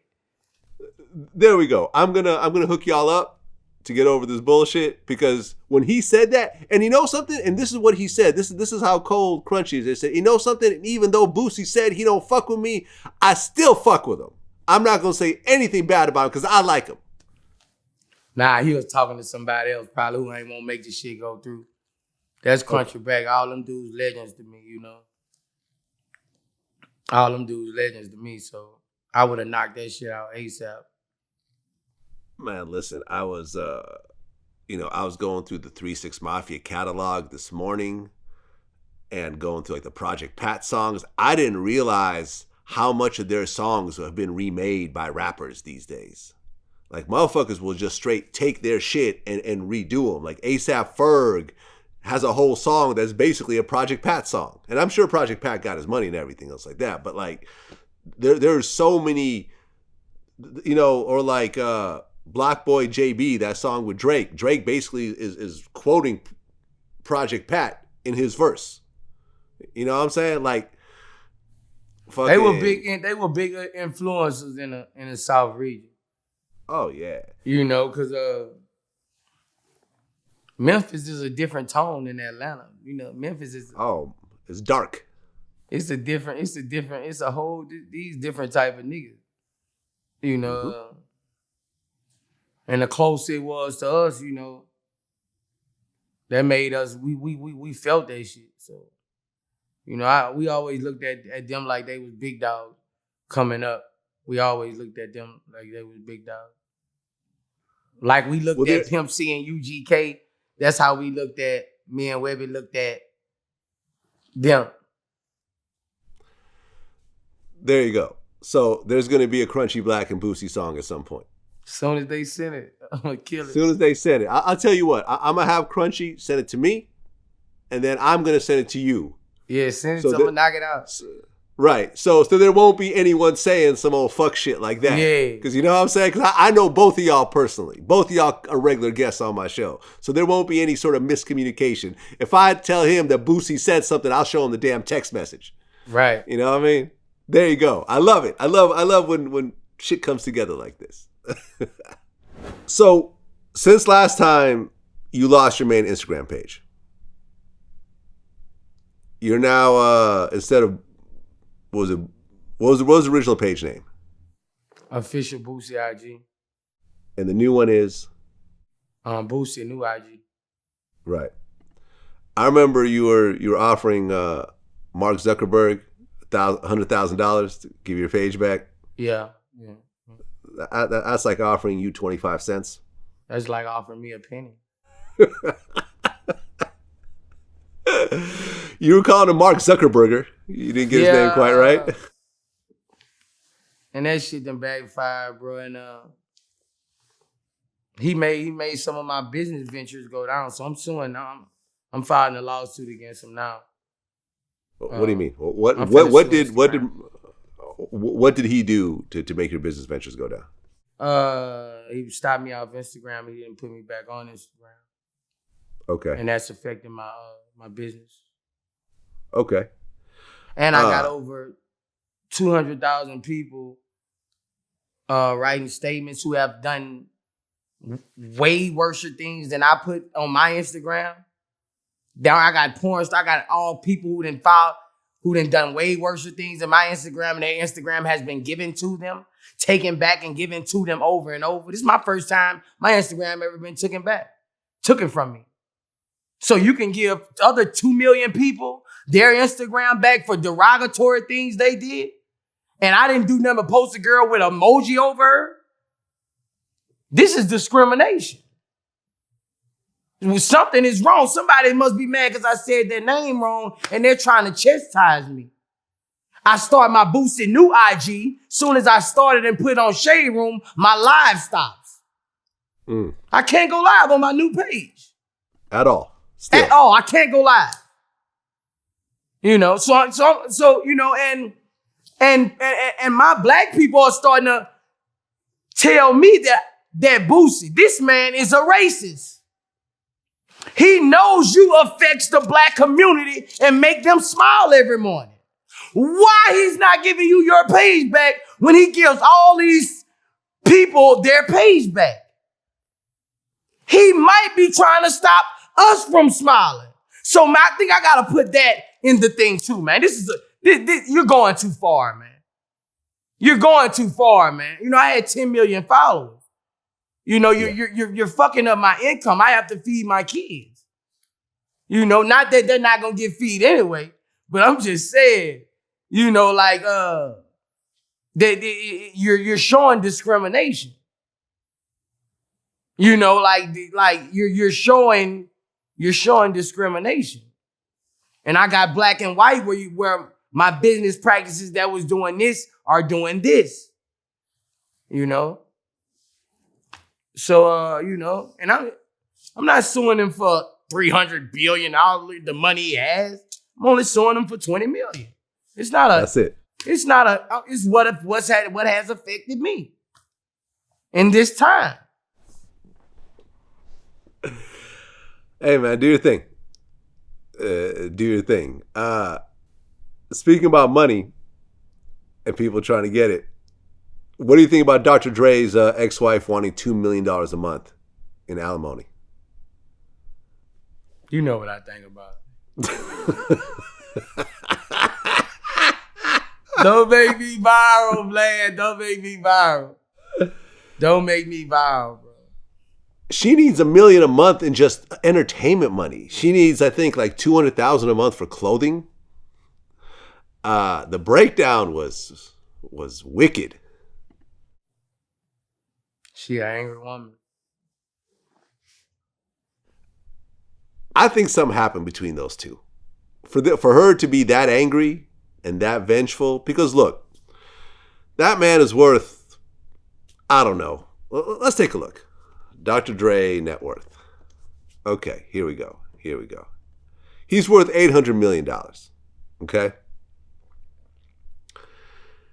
You mean to tell me they can't just sit down and say, look, I'll give you $100 million. You got more money than you could spend in your lifetime. Here's $100 million. We're done. We don't have to do all this bullshit. We don't have to get our names dragged or whatever else.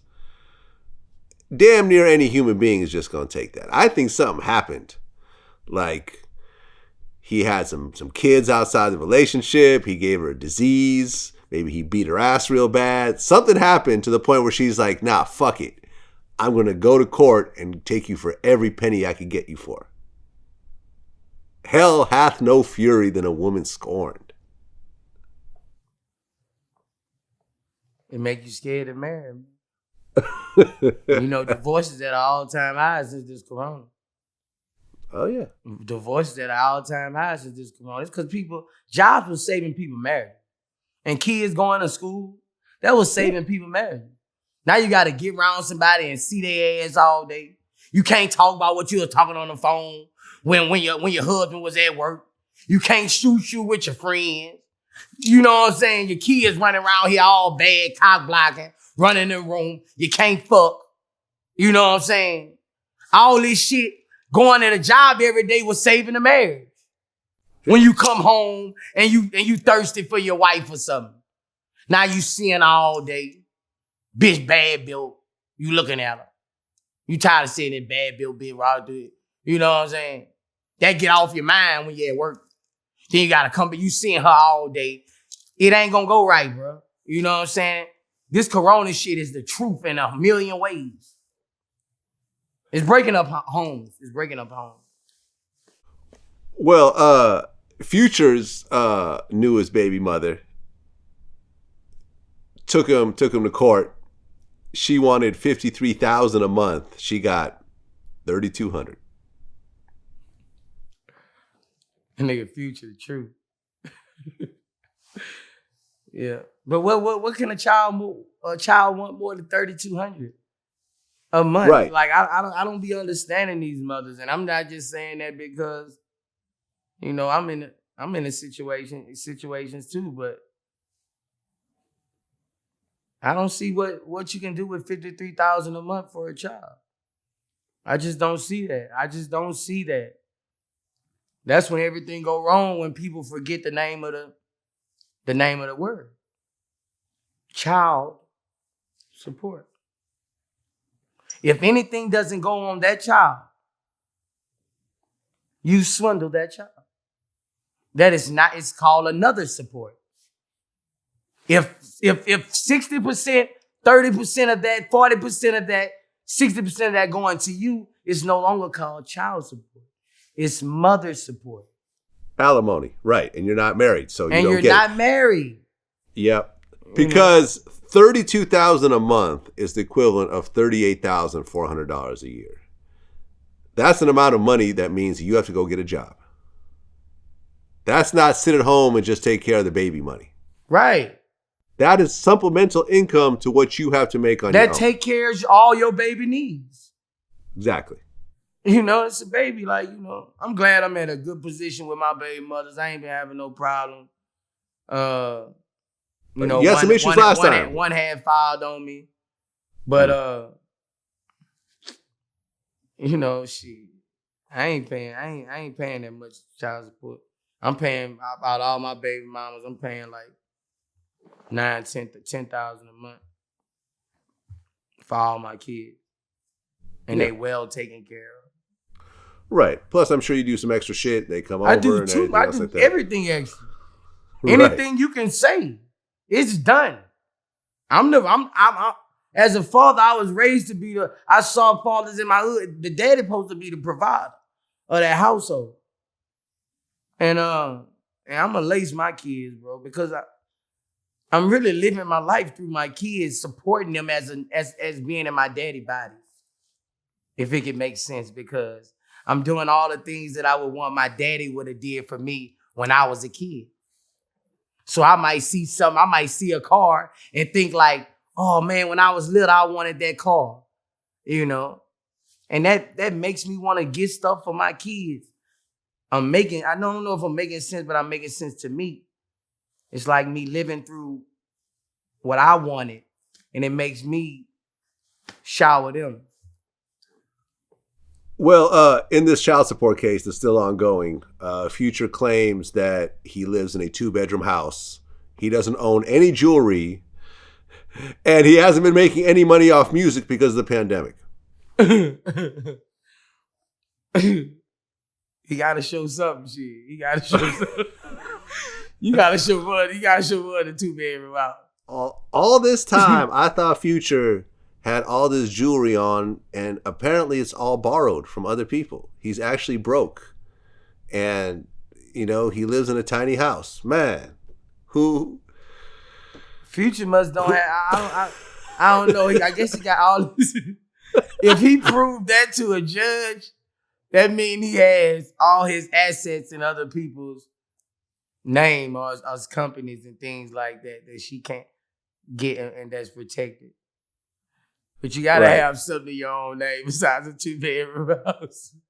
I mean, now if you want to say that I'm not getting smart, any tour man. money, He's a businessman. yeah. He's I mean, smart. He's a businessman. I mean, if you want to say you haven't made any Long money as you got it, of touring, one thing about it, long as you got it, you don't have to prove to the people who not captivated with you having it that you have it. Yeah. Once you have it, You don't have to prove to that judge, that DA, all the people that you have. Yeah.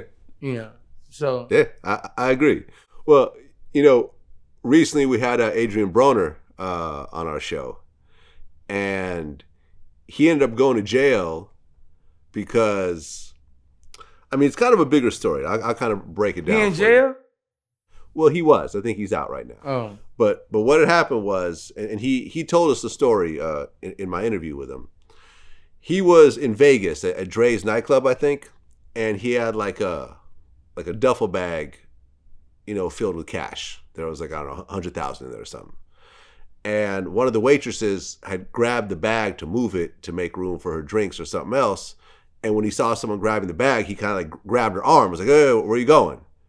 She made a big fuss out of it, filed a lawsuit. He got kicked out, banned everything from Dre's. She filed a lawsuit saying that he assaulted her or whatever else.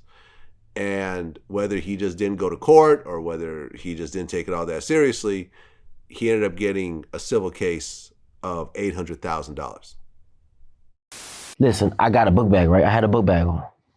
It had like 270-something thousand in it, right? I put it down. I turned. No, I think I gave it to J. Crow. I got J. Crow with me. And I turned, and it's gone. The waitress is gone. The bag is gone. But I didn't know that one of my friends was playing, and they got the bag. So I chased down the waitress and I didn't choke her. I just held her. I stopped her from walking past me. I'm like, where that book bag at? Where the fuck that book bag at? And it went from there, but I wasn't trying to strangle the lady. And he goes to the judge and said that he only has $13 to his name and that all this money that he has on his Instagram is all borrowed money. He's got rich friends and all the jewelry's, rented or whatever else. It's other people's. So the judge basically threw him in jail for contempt of court based on an Instagram post showing off his money.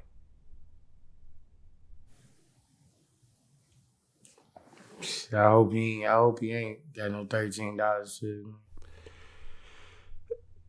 Adrian's fine, man. He got he got his money right. I know it.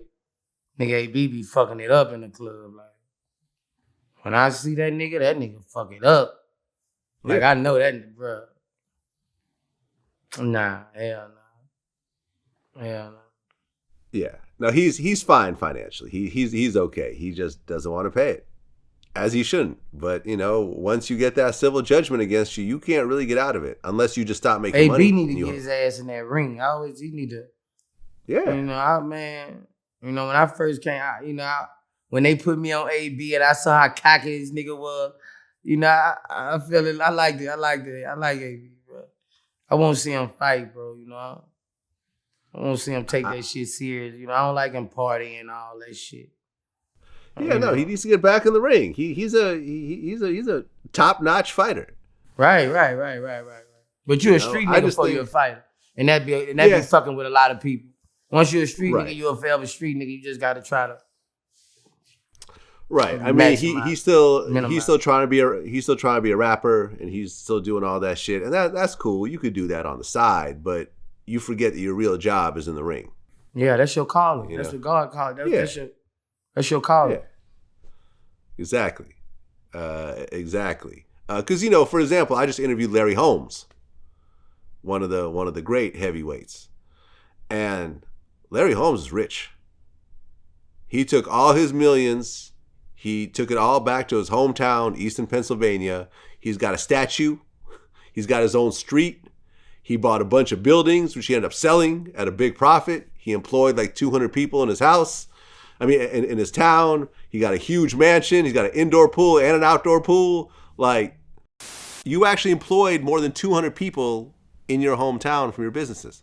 Yeah, I did that. I built 2 big skyscrapers down there. Well, they ain't 5-story and a three-story building down there on my property, Larry Holmes Drive, that I own.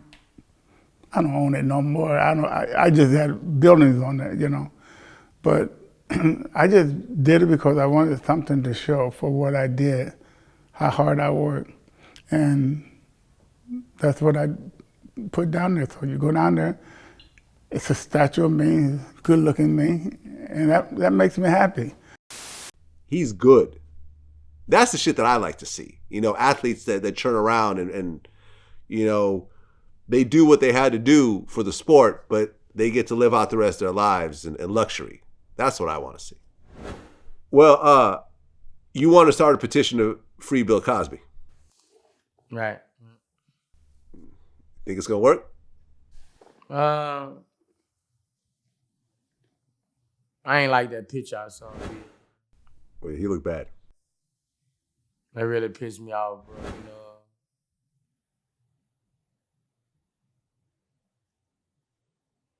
I feel like they can let that man out. You know, I really feel like, you know, for people to wait that late and come back in life, they had motives. You know, you could have went to the people for this. People have motives. And I feel like they waited till he was good and finna die to complete those motives. You know, I think Bill lied to them girls and promised them more than what he did. And when they found out he was leaving Camellia, all hell broke loose. You know, it was either that, because I thought about it, was that, or everybody was just taking the motherfuckers having fun. Because Quaaludes was like perks is right now. Everybody was taking. They was like X pills. Everybody was taking them. You know, every party you went to, they was popping perks. I mean, they was popping Quaaludes. You know, so bitch, all y'all was on pills. You know what I'm saying? You wait all these years and come back. That's a motive. That's a motive. You don't hold that shit inside that long if you traumatized, bitch. You know, and they knew the right one to get. A successful motherfucker. They didn't fuck 5 or 6 celebrities like this. But they wasn't the right pick. That's how I feel. I know women like that. I know women like that. You don't lock a man up at that age. And you don't even let him out when the corona. But you let all these motherfuckers out of jail because the corona. That is a hate crime against Bill Cosby. And the whole federal government got something to do with it. Right. Why you don't let him? Look at him. Look how he fucking look. And it's the corona. Why you don't let him out? You letting motherfuckers out on all kind of charges right now. Why you don't let him out? It's a personal vendetta. Yeah, I mean, because Tekashi's out. And, you know, we pretty much just stopped reporting on Tekashi altogether, but, you know, and we didn't even report on this, but I remember when I think academics had put up a post about, it was like the moment that Lil Durk found out that King Von got killed. You know, like it was on live and people were, you know, making comments and you see he realized what just happened. Fucking Tekashi left like one of those, you know, laughing faces under that fucking post. This motherfucker is laughing at this dude's homie getting killed. Like, that's not trolling. That's just hateful. That's just evil. You know? And that's why we just don't even fucking even report on that shit no more. Fucked up.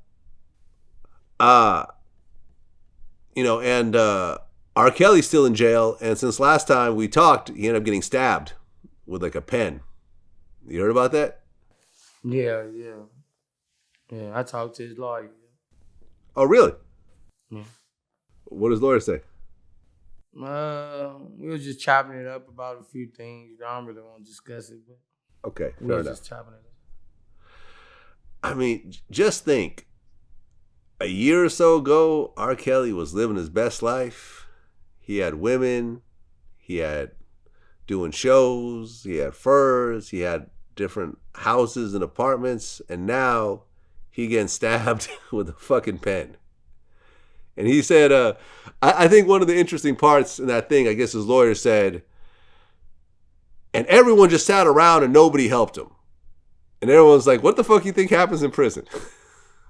You think it's some sort of fucking helpful society where everyone's like helping you out? No, what happens to prison to, you know, like that, it don't go like that. In prison ain't nobody, like he's a target if he's a, you know, his charge makes him a target. Yeah. Without R. Kelly on his face, his charge makes him a target. And with R. Kelly on his face, his charge makes him a bigger target. You know, and people, you know, like, you know, I was rocked up around niggas who, soon as you catch that charge, they hound you and see what prison you go to just to attack you. You know, they be so fucked up and did so much time, they feel like you raped or whatever they're accusing you of their child. They be so fucked up in the head like that if they feel like you did that to one of their family members.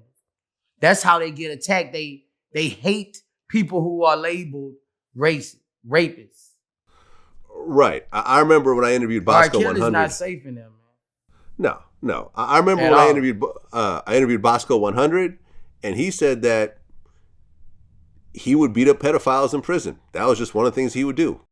I've directly been involved in kicking a few pedophiles' ass in jail. Oh, really? In jail? Hell yeah. Okay, so We don't play that. Like, you come in with them kind of charges, rape charges, pedophile charges, shit like that, you getting fucked up in jail. He'll get his homies that's together what they and go. do. Like go. If you're a child molester, bro, they gonna fuck you up. Like you gonna have a hard time in prison. And then the guards, the guards put niggas on your charge. You know, even the guards, they hate child molesters too, because they have kids at home, the regular working people. So when you come up there and they have convicted rapists of a 12-year-old, all they do is go back to the dome and spread the word. A guy that raped an 11-year-old, you know. Have at him. Yeah. I'm gonna be in the it's 10 o'clock at night shift. I'm gonna be in the day room eating. Fuck him up, you know? Fuck him up. So you seen that happen in prison? I didn't see exactly a hit like that, sent by a police guard, but I've seen niggas in the paper stalking child molesters who come into the big house. Don't they try to separate those dudes and put them in PC, or not so much? Nah, they don't really put them niggas in no PC like that. Them people, they don't protect you in prison, bro. That's a lie, bro. Only way you can get protected in prison if you just straight say I need lockdown. That's the only way. If you in the regular prison system, they treat you like everybody else. You know, they try to make it mandatory that it be that way. Well, Kodak Black is still locked up. I guess he ended up suing the prison for torture and humiliation, and they end up actually transferring him to a different prison. Right. I guess when you have someone on the caliber of a Kodak Black with a voice that loud, when they start making a fuss, it starts to kind of bleed into the conversation. I got transferred for that one time. Okay, for what exactly? I kept on having problems with this guard. Me and him kept on getting into it. I kept on filing, getting the NAACP involved. I would get Mr. Barkins. I would get everybody involved. Let them know we going head up, you know.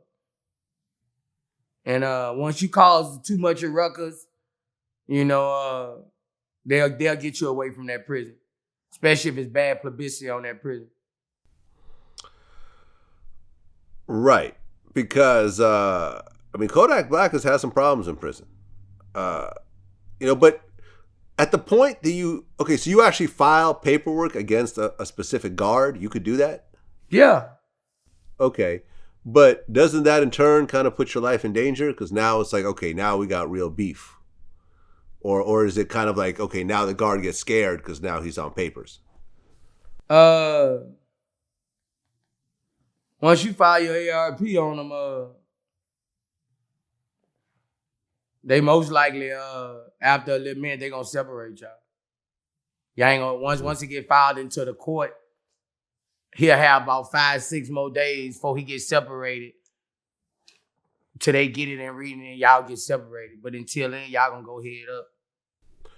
Okay. Did you ever fight any guards while you were locked up? I ain't really fight them, but you know, I used to be spitting at them motherfuckers, all kind of shit.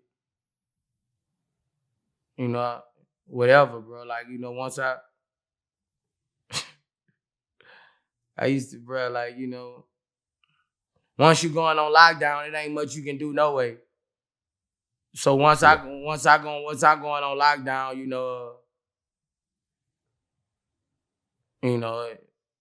once they handcuff me, I'm gonna lose it anyway. You know, I used to piss. I'd take my dick and piss all out the cell on the hallway. They put me in the cell. I piss all on the hallway. Shit. I can't shit. Yeah. My vision's gone for 2 months now. I'm finna tear this bitch up. Yeah, y'all gonna clean up in this motherfucker. I'm finna unflow the toilet. Yeah, they gonna call the tag team and everything. Yeah, it's up. Well, I guess while he was in prison, Kodak Black has converted to Judaism. His new album is called Bill Israel, which has him next to like a Jewish rabbi. So I think Kodak Black is kind of trying to find himself or trying to find some spirituality in the situation. You're gonna need God in them situations, you know. Yeah. You're gonna need God. I got closer to God in those situations. You get real close to God in those situations because it's gonna be a lot of nights you ain't gonna have nobody to call on but God, bro. Yeah. And then they get you a relationship with God, you know. You just gotta choose. Right? You gotta choose what's in your heart. You know, because at that time you looking for love, you looking for malice, you looking for strength. And a lot of dudes in prison convert to religion. Yeah. Well, since last time, the whole Tory Lanez Megan Thee Stallion thing has kind of developed. I'm trying to think whether it actually happened during our last interview or not, but definitely a lot more things have developed since last time, to the point where Tory's actually being charged. He's now facing like 20 years over this situation. And he's still denying it. He's still going on Instagram Live and saying that she's lying and that's not what happened and this, that, and the third. What is your take on Tory and Megan? I don't know. I think it was just a misunderstanding. Things got out of hand. I don't know. I wasn't there. I'm straight with Kelsey, you know what I'm saying? But I haven't asked Kelsey or nothing about it. I ain't feel it was my business. I'm not close enough a friend to ask Kelsey about it. But I just feel like it was a misunderstanding. I don't know if she got shot or not. You know, I know how gunshot wounds look. But I don't know if she got shot. But even if you shot that way and hit off the ground, that's fucked up regardless. You know what I'm saying? So I don't really know what happened, but it's just a fucked up situation. I don't see none of them profiting off this situation. Yeah. And the one thing that kind of surprised me, and I've gone through various court procedures throughout my life, and the one thing that my lawyers have always told me is, if you got some shit in the works, you shut the fuck up. You don't do interviews about it. You don't talk about it. You don't go on social media. And I remember Tory went on Instagram Live and is trying to like convince social media that he's innocent and that, you know, that the charges are false and everything else like that. And I'm looking at this going like, you don't have to convince social media shit. You only have to convince the fucking prosecutors. Those are the only people that should be on your mind right now.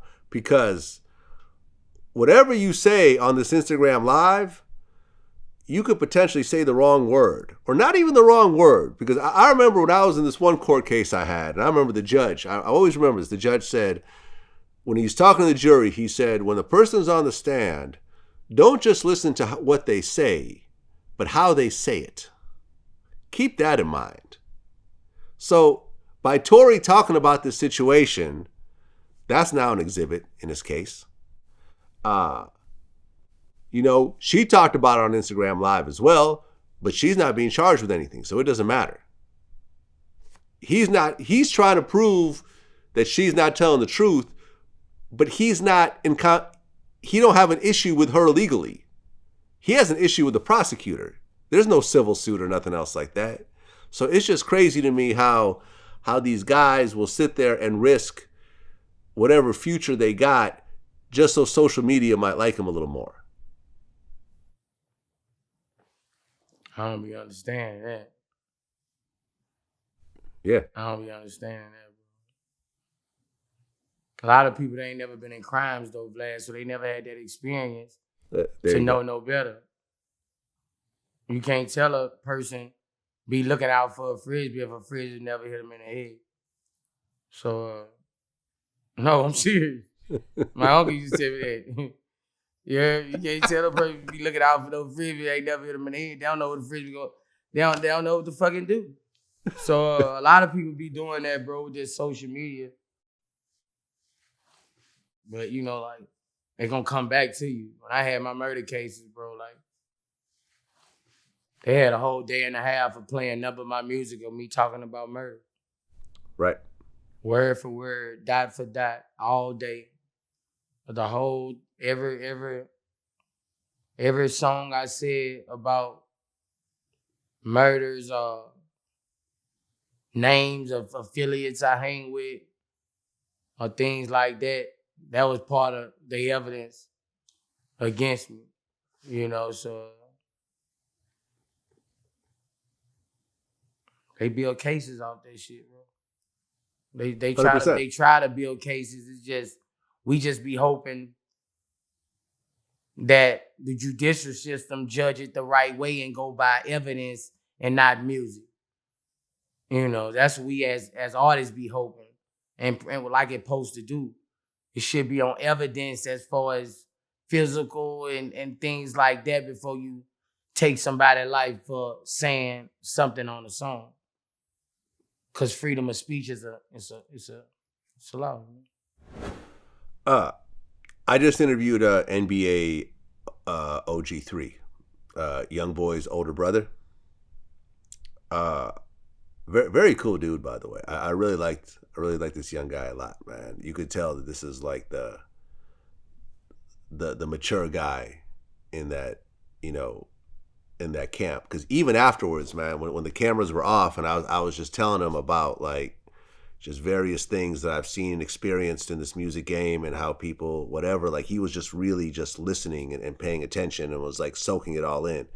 In the conversation, he actually confirmed that their baby brother has been indicted for murder. There was also a situation, and originally it was being reported like this is y'all's brothers, but Jeffrey Tate and Devon Tate. Mm-hmm. Are those your family members or no? Yeah, that's our little brothers, our babies. The little brothers. Baby brother. Okay. And then Devon Tate got indicted for the murder of a 17-year-old Javon Brown.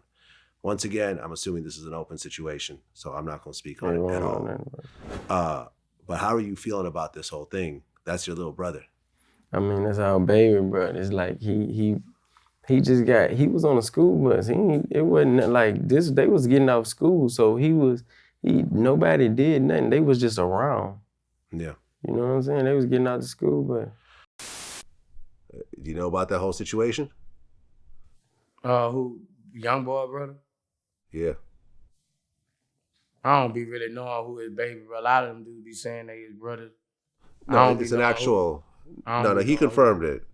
You know, he said that he was innocent, and you know, he was, you know, it was a situation where he just happened to be in the wrong place or whatever else, man. But it's just sad to see someone who, I mean, NBA YoungBoy right now, you'd be hard pressed to find an artist bigger than him right now. You could make an argument that he's one of the few biggest artists in the world, especially in hip hop.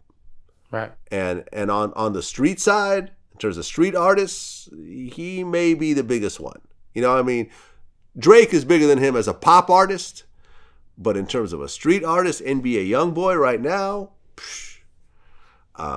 forget about it. Forget about it.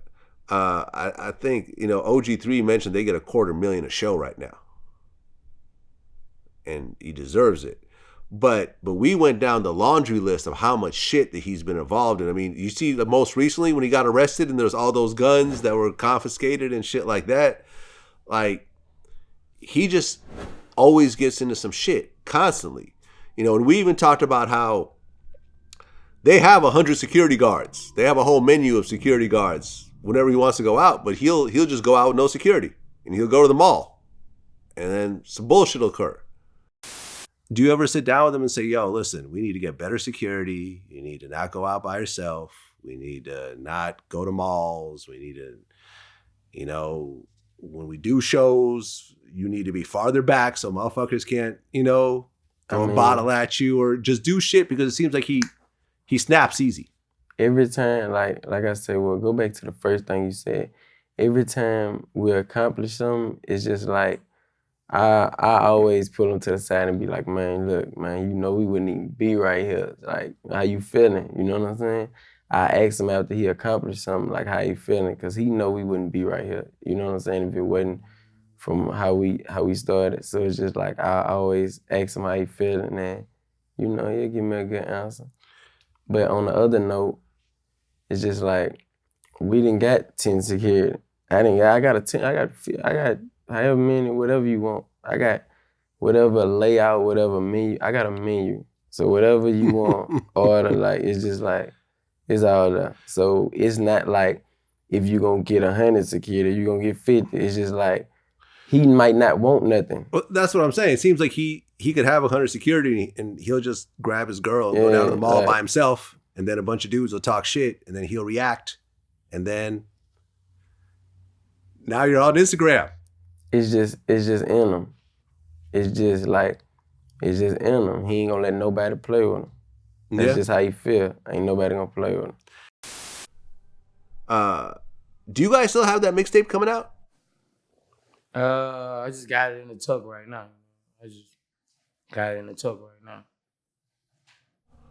Okay. I mean, when you look at someone that comes from the same place as you, Baton Rouge, and he's only, 20, 21 years old right now? He's 21 years old. He's barely able to legally drink right now. And you see someone who you've done music with, comes from the same environment that you came from. And he's on top of it, but he's always doing shit that potentially will end up, will have him end up in a bad place. All the way through to this whole Big Von situation, even though he's not responsible or there, but it somehow ties into the NBA YoungBoy story. You see what I'm saying? Like, how do you feel as an OG when you see this?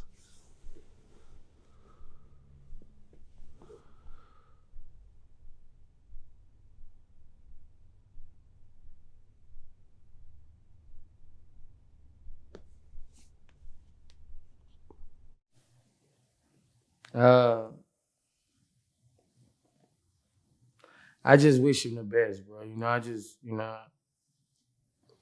I can't really,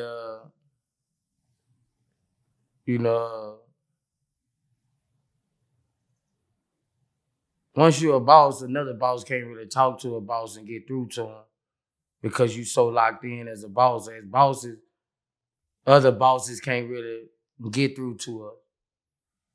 Probably our family members get through to us more. So, where I be, I don't like to see him getting in all that shit, you know what I'm saying? But he grown. He got to learn from his mistake. And when you boss up, only person can better you is you. You know what I'm saying? That's how I was. I was kind of crazy. I stayed in shit, all kind of shit. And I had to fall to see. I really had to fall to see. Nobody could tell me nothing. You know what I'm saying?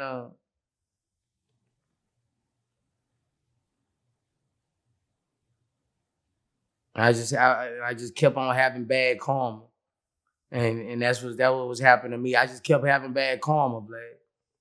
for shit I had did. I just kept having bad karma, catching charges, like wasn't even trying to catch charges, just catching charges. That's what happened with me. I was catching charges for, all the pain I brought to the street. And that's how I feel. That's how I feel. So Floyd Mayweather's daughter, Yaya, is pregnant right now, but by YoungBoy. That is baby number 8 for him. He didn't catch me. I told that nigga he was gonna catch me. You have how many kids? Huh? How many kids you got? I got 8. Okay, he caught you. Yeah. Right, but you didn't have 8 by 21. Hell nah. How old were you when number 8 came? 4 years ago. Okay. And you're how old now? I'm 37. Okay, so 33. It took you 33 to get to 8. He is 21. I wonder if YoungBoy knows what a condom looks like. I wonder if he's actually held one in his hands. We from BR. We don't like to wear condoms. Okay. That's a Baton Rouge thing? No condoms? Yeah, that's kind of a Baton Rouge thing coming up. Like, like niggas like the raw dog down there. Niggas like the raw dog. Like if they fucking with you, niggas raw dog you. Like, Okay. like niggas who put on rubbers, that be like for them first night niggas. Like them young niggas, they raw dogging, man. Unless it's something that, niggas just fucking and keep going. If a nigga fucking your bitch daily, he fucking her raw. And BR, nigga like to feel that pig lip to poke size. Yeah, pig lip to poke size. Yeah, toast on butter. Ain't nothing in the way. All right.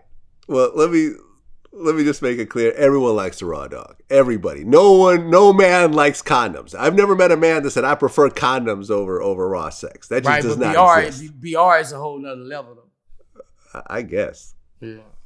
I guess. 8 kids by 21, and I think it's 8 different baby mothers. I don't think he has 2 kids by any of his baby mothers.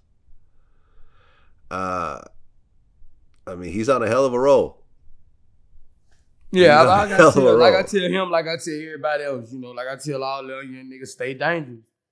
You're in that little life, stay dangerous. Stay with your shit. I tell all them little niggas the same thing. That's the last thing I text King Von. I knew Von got shot that night, but when I went up and got on the plane, I got up early, got on the plane. When I woke up off the plane, I turned on in, they say he was dead. That's what I text him. Stay dangerous, nigga. Shake back. I heard he got shot, but I tell them little niggas the same thing. I don't tell them drop no hit. I don't even tell them that shit no more. Make a hit record. Fuck that. Nigga, stay dangerous. Keep your strap. All y'all niggas stay strapped and be ready to go. That's the only, you stay alive, you stay feeding your family. You die, you don't. That's what I tell them. I ain't preaching none of this. Make a hit record no more. Fuck that. Stay dangerous, little nigga. Keep your shit. Have all your niggas with your shit and be ready to shoot. Well, from what I heard, and this is not 100% fact, but from what I heard about the King Von situation was they had security with him, and the security was armed, but in that particular club, they don't allow you to bring a gun into the club. So they had to leave the gun in the car. And then this is what happens. I don't give a fuck. I ain't going nowhere without my gun. Nowhere. I'm not going to the toilet. They could have just been like, I'm not taking a shit without it. Yeah. I'm not dropping my daughter off at school without it. I'm not going in the church house without it. I'm not going in a funeral without it. I'd rather be judged by 12 any day than carried by 6 of my niggas and my family members. I'm going. I'm never. I can't, bro. I can't, bro. I can't, bro. I value my life too much. I got too much to lose. I had to turn my phone off after King Von died. Everybody, all my people calling me. Like, you making my heart beat funny. Like, my daughters, daddy, be careful, stay dangerous, daddy. Like, god damn. I'm like, damn, I ain't going out tonight.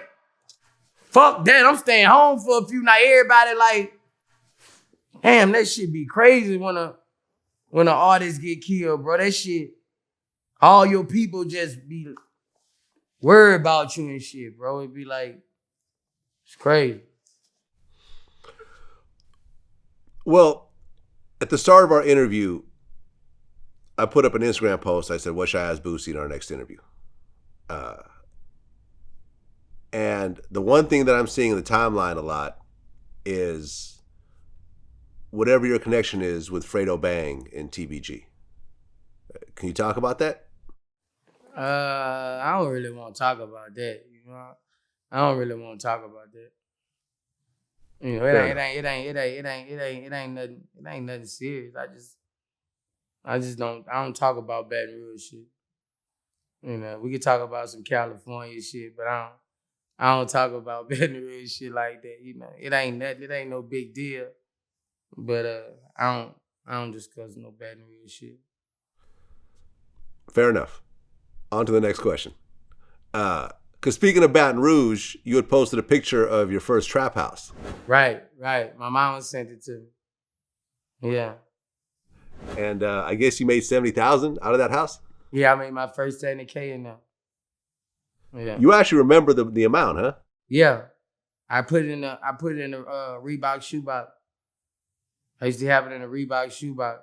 You know I ain't lying. Look how crazy. I got on Reebok Classics right now. See, that be gone.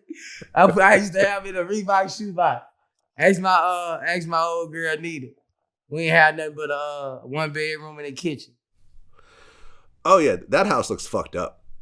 Yeah, 1-bedroom in the kitchen. We hustled through the burglar bars all night. Yeah. Yeah, that house looked fucked up, man. Must have been some lonely nights in that house. Yeah. We had the heaters that you plug in the wall and shit. Yep. Yeah. What do you think your worst experience in that house was? It get cold at night, man. Used to get cold at night, bro. But they used to make me hug her tighter, you know. I used to hug her tighter. It used to get cold in there some night. That was basically it. The money was flowing in like never before, you know. So, and it was me leaving it was my first house outside of staying with my grandmother. So it was my first independence, like, you know, like it was my first where I paid the bills at. You know, it was like an accomplishment to me. Yeah, I mean, I'm kind of surprised you didn't just go and buy it. Nah, I don't. Nah. You don't want that? Nah. Might have an old op, won't burn that motherfucker.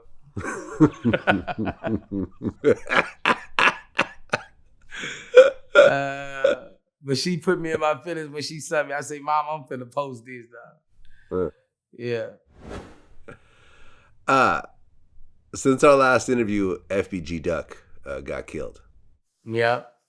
I had actually done 2 interviews with him. Really, really kind of deep, you know. Vlad, man, I just left Chicago. I had a show in Chicago 2 weeks ago. Man, where they splattered this dude at, bro. This is like 5th Avenue, New York.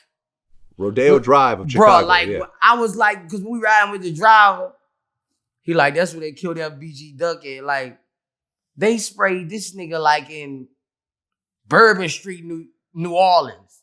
Yeah. A police every corner. I'm like, that was some crazy shit. Yeah, they movie taped him. That was some movie shit. Yeah.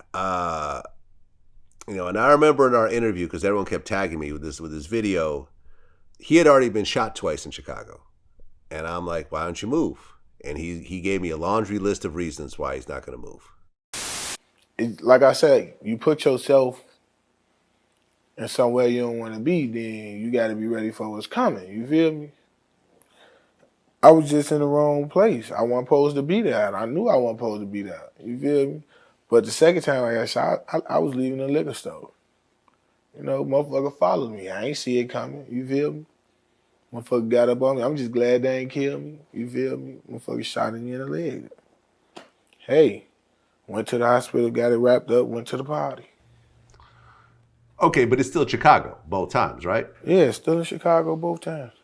Okay, so what I'm saying is, you see a lot of Chicago artists who just leave Chicago. You see Chief Keef. He live in Calabasas, around where I live. You don't see Chief Keef back in Chicago anymore. I don't remember last time I've heard of Chief Keef in Chicago. Dirk, I think, moved to Atlanta. What was it, King Yella, I think, moved to, Vegas or something? Like, you see, Bibby and Herb, I don't think that they really stay in Chicago all that often anymore either. Like, why stay in Chicago when these types of shootings are happening? See, what it is with me, like, I got more in Chicago probably than they got more in Chicago. Like, it's shit that I gotta make sure I take care of here first before I do anything. Like, you feel me? Like, and plus, I ain't the type of motherfucker that want to go move to another city because I don't trust nobody. And the fact that he got killed, now, I mean, it wasn't any sort of enemy neighborhood or whatever. Like you said, it was like Fifth Avenue. But the fact that motherfuckers hated him so much that they were willing to risk all their freedom for the rest of their life in order to kill this dude. And, I mean, look, just like Von, FBG Duck was with the shits. He talked his shit. He had that song "Dead Bitches," where he dissed all the dead dudes from his his enemy's camp, and he talked his shit. But man, to just get shot down like that in the middle of the street it fucked my whole week up. Because, I wasn't close to him or nothing. We just had 2 interviews. But they were very deep interviews. They were like, hour-long interviews and the such. So it was, it fucked me up. And I interviewed his mother. Did you ever see that? Nah, I ain't see that. I interviewed his mother, man. She lost 2 of her sons to gun violence. And then she also lost her, I think, 3-year-old daughter to like a house fire or something. So it was just a tragic story. People were like, "Oh, that's fucked up. I go interview his mother," and my thing was like, everyone needs to see what happens on the back end of these murders. Right. What I mean? Yeah, man. It's a sad situation. It really fucked my week up, man. Because I'm not gonna say this guy was my friend or we was hanging out on the talking on the phone, or even we haven't even really met in person. All of our interviews were remote.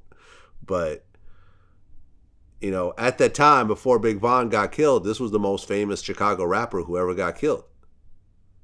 I'm saying in terms of overall nationwide fame outside of just the city itself. And the way he got killed, like, a couple of cars pulled up and they started shooting. The girl that was with him got shot. She shot back. Some dude that was asking for like a selfie, like a fan, got shot in the crossfire. Like, it's fucked up, man. And the fact that these dudes hated him so much that they did it in broad daylight on such a busy street is real. I just can't even comprehend it. Because I always assume that, if someone's going to kill somebody, they have to feel like there's a reasonable chance that they'll get away with it. You don't be thinking about that. No? Nah, not when you don't be thinking about all that. All you be thinking about is that bad. All you thinking about is that money. What do you mean? All you thinking about is money. Well, when niggas slide. Well, money from who? Like there was a money on his head? I'm just saying, like, when niggas put bags on you, of course, they don't be thinking about no consequences. Nigga thinking about that bag. Nigga gonna spray you in there, you on site. On site mean wherever I catch you at.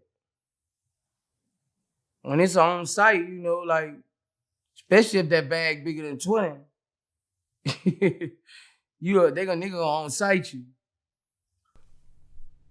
Oh, okay. So you mean to tell me that that's still a very real thing where someone will actually put some money on someone's head and say, okay, if you kill him, you can come collect from me? Yeah. That's how everything, yeah. Okay. But now you tie yourself into that murder. It turns into a murder for hire. If that person ends up saying later on that, hey, I killed so-and-so because this dude gave me $100,000 or $20,000 or whatever else. Right.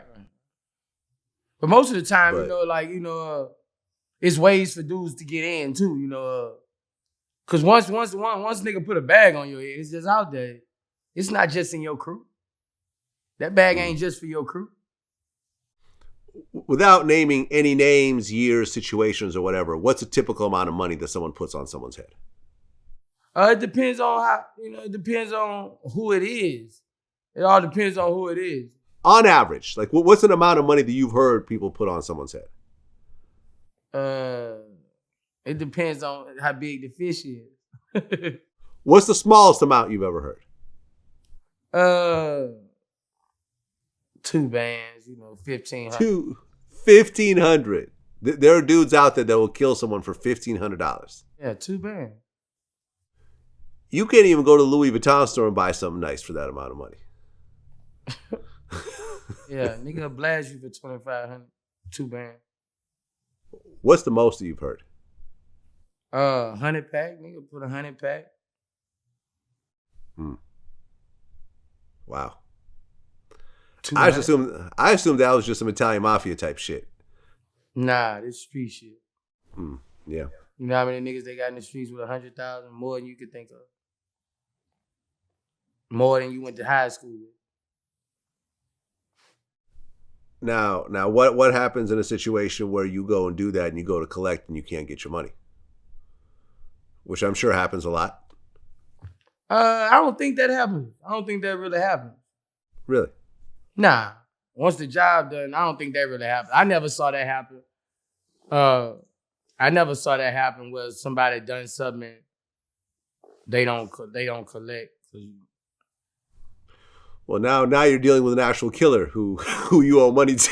Yeah, I've never heard that. That shit in the movies, Vlad. I never heard of that shit. No, I got you. I guess that's the type of person that, I mean, you don't have to wonder if they're a killer or not. You don't want things like, hey man, listen, I got one body, I'll make it two. Fuck. All right. So you think, and like I said, I don't think either one of us are very close to the situation, but you think that's what happened with Duck? Someone put some money on his head? Yeah, I think he had a bag on his head. Niggas spray you like that, it's a bag involved. I mean, his mom said the same thing. She felt it was an assassination. She felt that it was a hit. And they gonna tell who paid them. A lot of stuff gonna come out. A lot of stuff. Because that was a hit. Ain't nobody just did that for nothing. You understand what I'm saying? Somebody really wanted him out the way, and they didn't care. They didn't care what it was the cost. Yeah. Well, rest in peace, FBG Duck, man. It's too bad. It's really, seemed like a very good dude. And I never got to meet him, but, I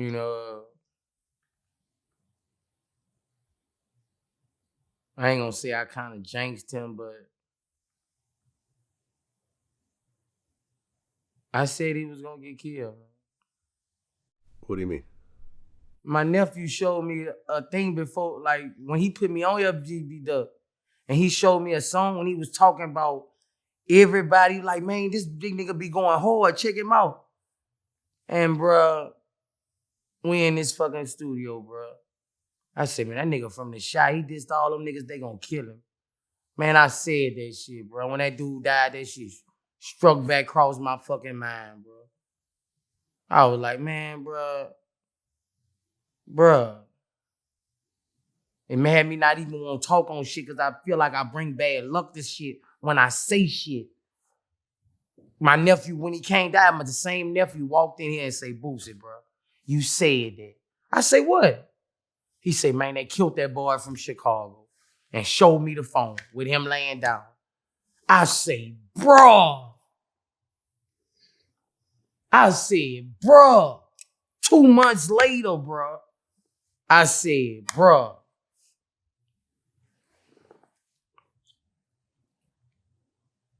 R.I.P. though, man. We all gotta go. Yeah, we all got to go, but we You don't don't need want to to be go going early there. though. Yeah, you don't want to go in your 20s. You gotta You don't live want your to. life, man. I just want. Come on, man. You gotta live your life. That's all it's about, making it home to your babies. That's all it's about. Yeah. You know, when we were talking to Mike Tyson, we talked about the whole Tupac situation because, you know, Tupac got killed right after the Tyson fight. Right. And I don't think Tyson ever said this before, but he said that he felt guilty over Pac dying because he was the one that kept pushing Pac to come to the fight because there was like a song that Tupac was doing for him, I guess, to walk out on or whatever. So he said that after Pac died, he just felt like, fuck, if I wasn't telling the dude to come see me, all this wouldn't have happened. And, you know, Tyson seemed to really sincerely love that dude. I felt a little guilty about him coming to the fight, me pressuring him for the hey, yo, bring the tape, don't forget the tape, you know. And I was going to go out with him that night. I promised to go to 662 with him that night, but I had just had a little baby, and her mother was provoking me to stay home, so I stayed with the baby. And then someone called me that night and told me that happened, and I'm just Like Pac used to visit him in prison when he was locked up for that rape case. Right. You know, so it was kind of a deep moment. But I interviewed the actor Leon. You know who that is? Yeah, the good actor. Yeah, I know you're talking about. Yeah, he played David Ruffin. Right, in right. the He Temptations killed movie. that motherfucker. Yeah. Killed it. Yeah. He was also in Five Heartbeats. He was in Above the Right. Rim. He a good ass actor, bro. I won't get in one of my movies. Hey, we got a line on him. Let me know. But he said something interesting. He said that he was sitting behind Tupac at that Tyson fight. They just happened to be, you know, both had good seats. And I asked him, what was Pac like in these last few moments, you know, not knowing that what was about to happen. He said that Pac was beyond turned up. The whole fight, he was jumping up, screaming, calling the other dude a bum, screaming at the refs to the point where the refs had to be like, all right, come on now. Like, we're trying to have a fight here. and he said, you know, Pac took that same energy out into the lobby when he ran into Orlando. What was the vibe like in terms of him? Like, you know, because he obviously did not know what was about to happen. You know, be honest with you, man, he was beyond rambunctious. I mean, he was yelling at the referee to the point where the referee could hear him. He was calling the other guy a bum. It was like he was going off. I mean, he had a lot of energy that night. And so I guess whatever happened spilled out into the lobby. And then from there, you know, I remember we were all out and we got the news. And, you know, that was rough.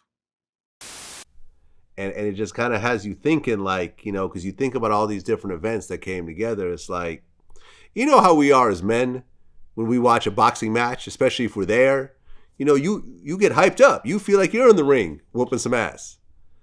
And, you know, you walk outside and there's a dude who you feel deserves an ass whooping.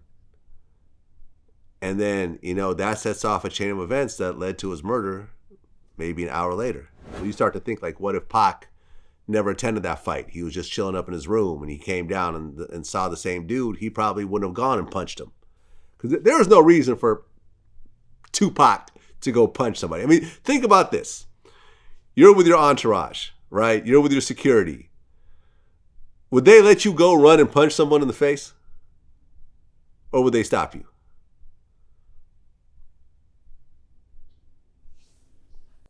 They would stop me, but I have to catch them off guard to do it. You know what I'm saying? I'm the type, I gotta get me a kick in. I gotta, you know, I gotta get me a kick to the face or something. That's just me. I always gotta get me something in. I don't know why, bro. It's probably a thing since childhood. Like, I'm gonna jump in. Like, I can't be the one walking home and say I ain't did nothing. You know what I'm saying? That's just how it always been with me. So, you know, If something go down in this instinct and it's right there, I'm going down right there. Just like King Von was, I'm fighting right there. But if it's some shit where I'm sending somebody on, nah, my people gonna make sure I ain't nowhere on the scene. If I'm making somebody getting beat up or something like that. But if it happens out right there, I'm rolling. I'm rolling. I'm fighting, lad. I'm fighting. Yeah, but like you said, the King Von situation, like there was absolutely no reason for Von to be rolling around with that dude. Like there was no, especially since he had security, like that should have been so separated. You know, someone should have jumped in. It should never even, you know. King Von I almost feel like, yeah, but I almost feel like if all you have real security, all them niggas supposed blast. You know, I think they kind of underestimated Atlanta. I don't know, but I feel like they would have been more ready in Chicago. You know what I'm saying? I feel like they would have been, because Atlanta a chill spot kind of, bro. Like, niggas really just partying. Especially with out-of-towners. They ain't hating on out-of-towners. Like, you know, I don't know, bro. It's just bad turn events, bro. But that goes show the whole rap game that your entourage gotta be ready, bro. And everybody gotta be protected, bro. You know, if everybody gotta be protected, bro. Yeah. Yeah, I mean, I almost feel like if you have real professional security at the moment that anything starts to escalate to any degree, whether it's just yelling or words or whatever, that security needs to just get you out of that fucking building. Security don't need the guns. Your niggas need the gun. Security don't need the gun. Every time they got the gun somewhere, security don't need the gun. Your niggas need the gun. Yeah. Sad, man. Sad. I mean, the whole King Von thing is really kind of hanging over everyone right now. That fucked me up, bro, you know. Because I like King Von, you know, and I like Quando, bro, you know. You know, bro. Ain't nothing positive about this situation. No. Ain't nothing positive about this situation, bro. Them niggas. New subject. Well, let's go positive, you know, over the last few questions. How many cars do you have? Because I keep seeing these Instagram posts with a lot of fucking cars. How many cars does Boosie have? I don't know. You don't know. Right you now, don't know how many cars you have. New cars? Cars. I'm gonna be naming, bro. I got a fleet. You know, I just got 6 new 2020s and a 21. I got the Rose truck. I got the Lamb truck. I got the new Maybach. I got the new Audi truck. I got the new Vet. I got the new X7, Beamer, and I got the X7. I got one of those in the house. I like the X7. It's nice. You got the crystal shift knob. Yeah, I got the 21. I'm waiting on it now. Yeah. It should be here in a few days. Oh, you haven't gotten it yet? Okay, but it's nice. You know, this Corona money, man. It's off my Corona hustle. I just bought cars, you know. Is every car white? Nah, that's a light blue. It just look white. It's a white and I mix white and light blue, and it's a light blue. All my cars are light blue and black. It just look white in the daytime, but it's really light blue. Okay, yeah. It looks like you just had a big fleet of white cars. Why so many cars? I don't know. Some people made me mad, man. Yeah, I wouldn't even own the car shit. You know, I'm building another home right now, on my estate in the back right now. I'm building a crazy pool back there, like some water park shit.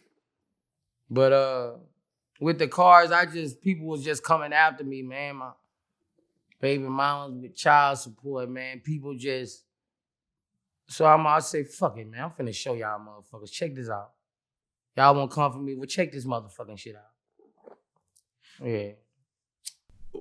When you have that many cars, do you have to pay the same insurance on every car as if you only had one, or does it kind of go down because they know you can't drive them all? With all my cars, I got like 3 different insurance companies on all the cars, because only a certain amount you can put on a certain insurance all them cars. Right. You gotta separate them. You gotta put 3 on this insurance, 2 on this insurance, 2 on this insurance, because the value of the car.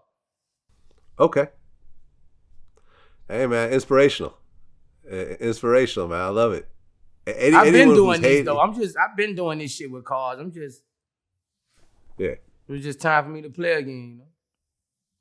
Well, having cars is one thing, but you know, you talk about Atlanta. Tyler Perry's now a billionaire. Right. I mean, and not only does he have the biggest movie studio in the country, he took over a goddamn Confederate fucking army base. You should see his homie building. You can see that motherfucker from the plane. I've seen it. You can see it from the airplane.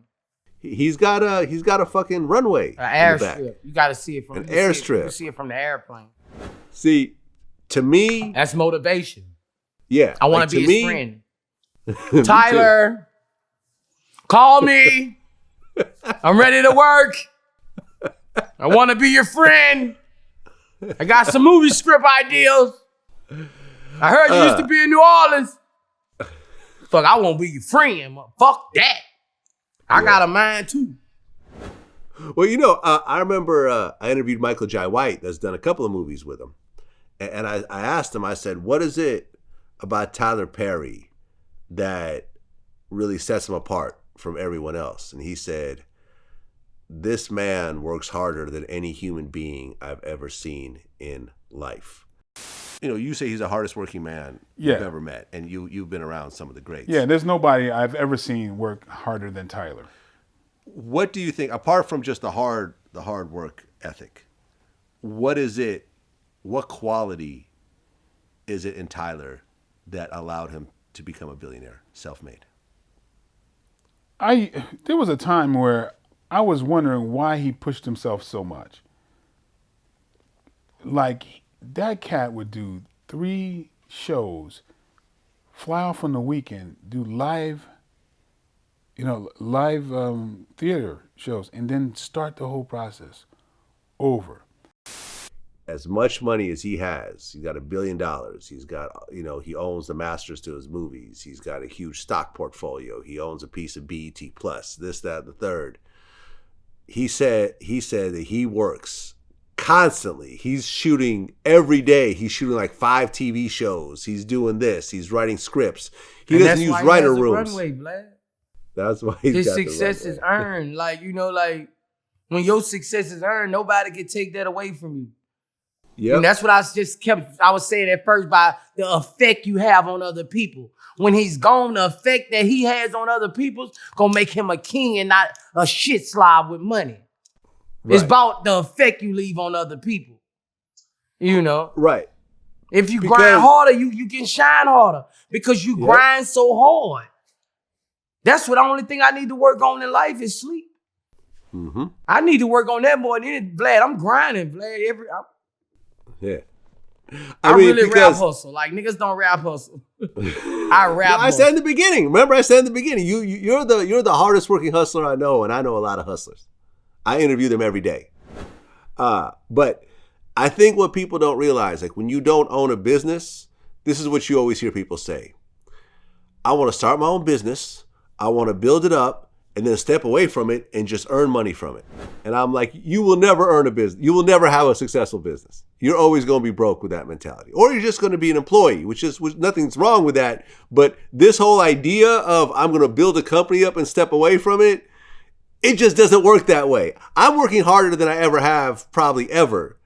And I'm making more money than I ever have. But I understand as a business person, when the opportunity is there, you have to work harder because you don't know when you're going to have this type of opportunity again. So you better stack it up while you can.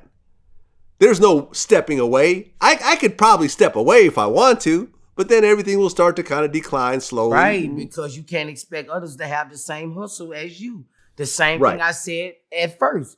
We can't expect others to have the same passion.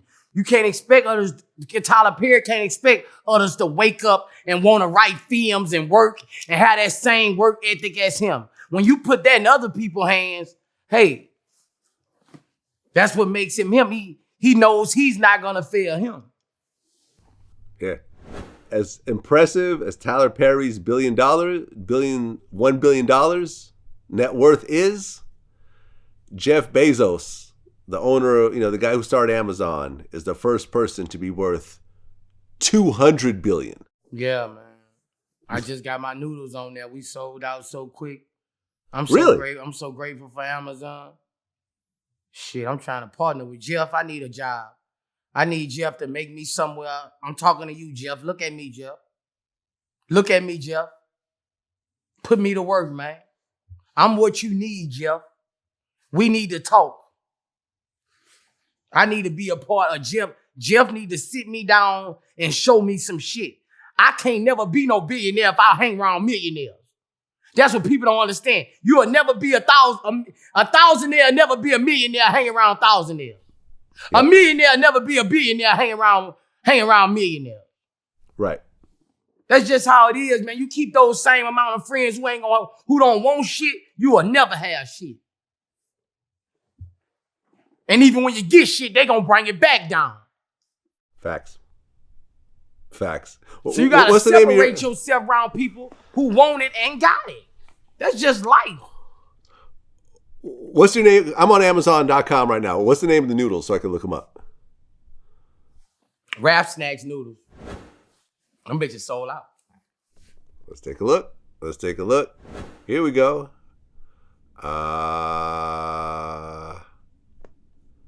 Nah, they're in stock. They're in stock, but they back.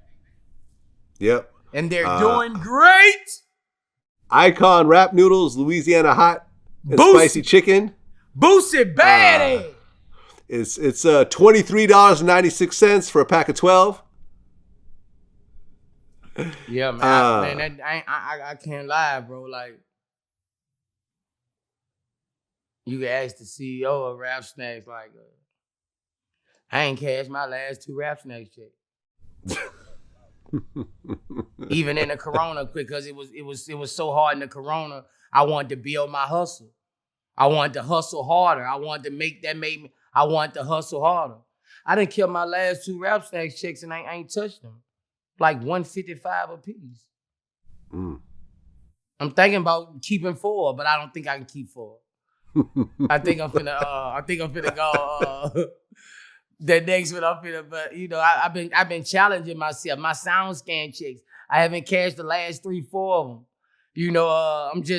I'm since this world did this, I'm a military-minded hustler. I wanted to feel like, let me start from across the track. You know what I'm saying? Fuck all this check money. I'm going to hold this shit. So I ain't made, it's going to look like I ain't made nothing this year. So you motherfuckers filed child support the wrong year, bitch. Yeah, I can't. I can never not cash a check because I always feel like. When I threw the first one up, he was like, "Are you serious, Boosie?" I'm like, "Yeah, I'm serious." You want me to void the check? Yes. Yeah, man, I'm on the grind, man. I don't want that. That's too much free money. I don't want that right now. I'm on the grind. Okay, so you're not really voiding the check. You're just saying, okay, just add this to the next amount. Add that to the next check. Yeah, okay. I see what you're saying. I got it. You know what was really interesting? I interviewed E40 since our last interview, right? And he said something that was really, kind of made me scratch my head a little bit, because at one point he was opening up like a wing spot in the Bay, and he said that he was rich, because this was, E40's had a career that goes back to the the early 90s. He said he was rich with A1 credit, and no bank would give him a business loan. The cost of living in California is high. You know what I'm saying? So, I was like, damn, let me go and do this shit right and try to get a loan. Great credit, everything. Couldn't get a loan, man. In 2007, 2008, couldn't get a loan to build out the Wingstop. I was caught in a 5-year lease.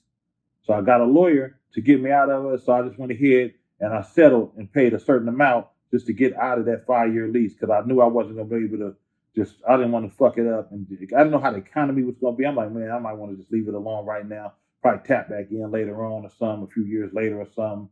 But I left it alone. But shout out to those who do have like Wingstops and, other restaurants doing their thing. God blessed me with other things to do and everything. So I'm very grateful.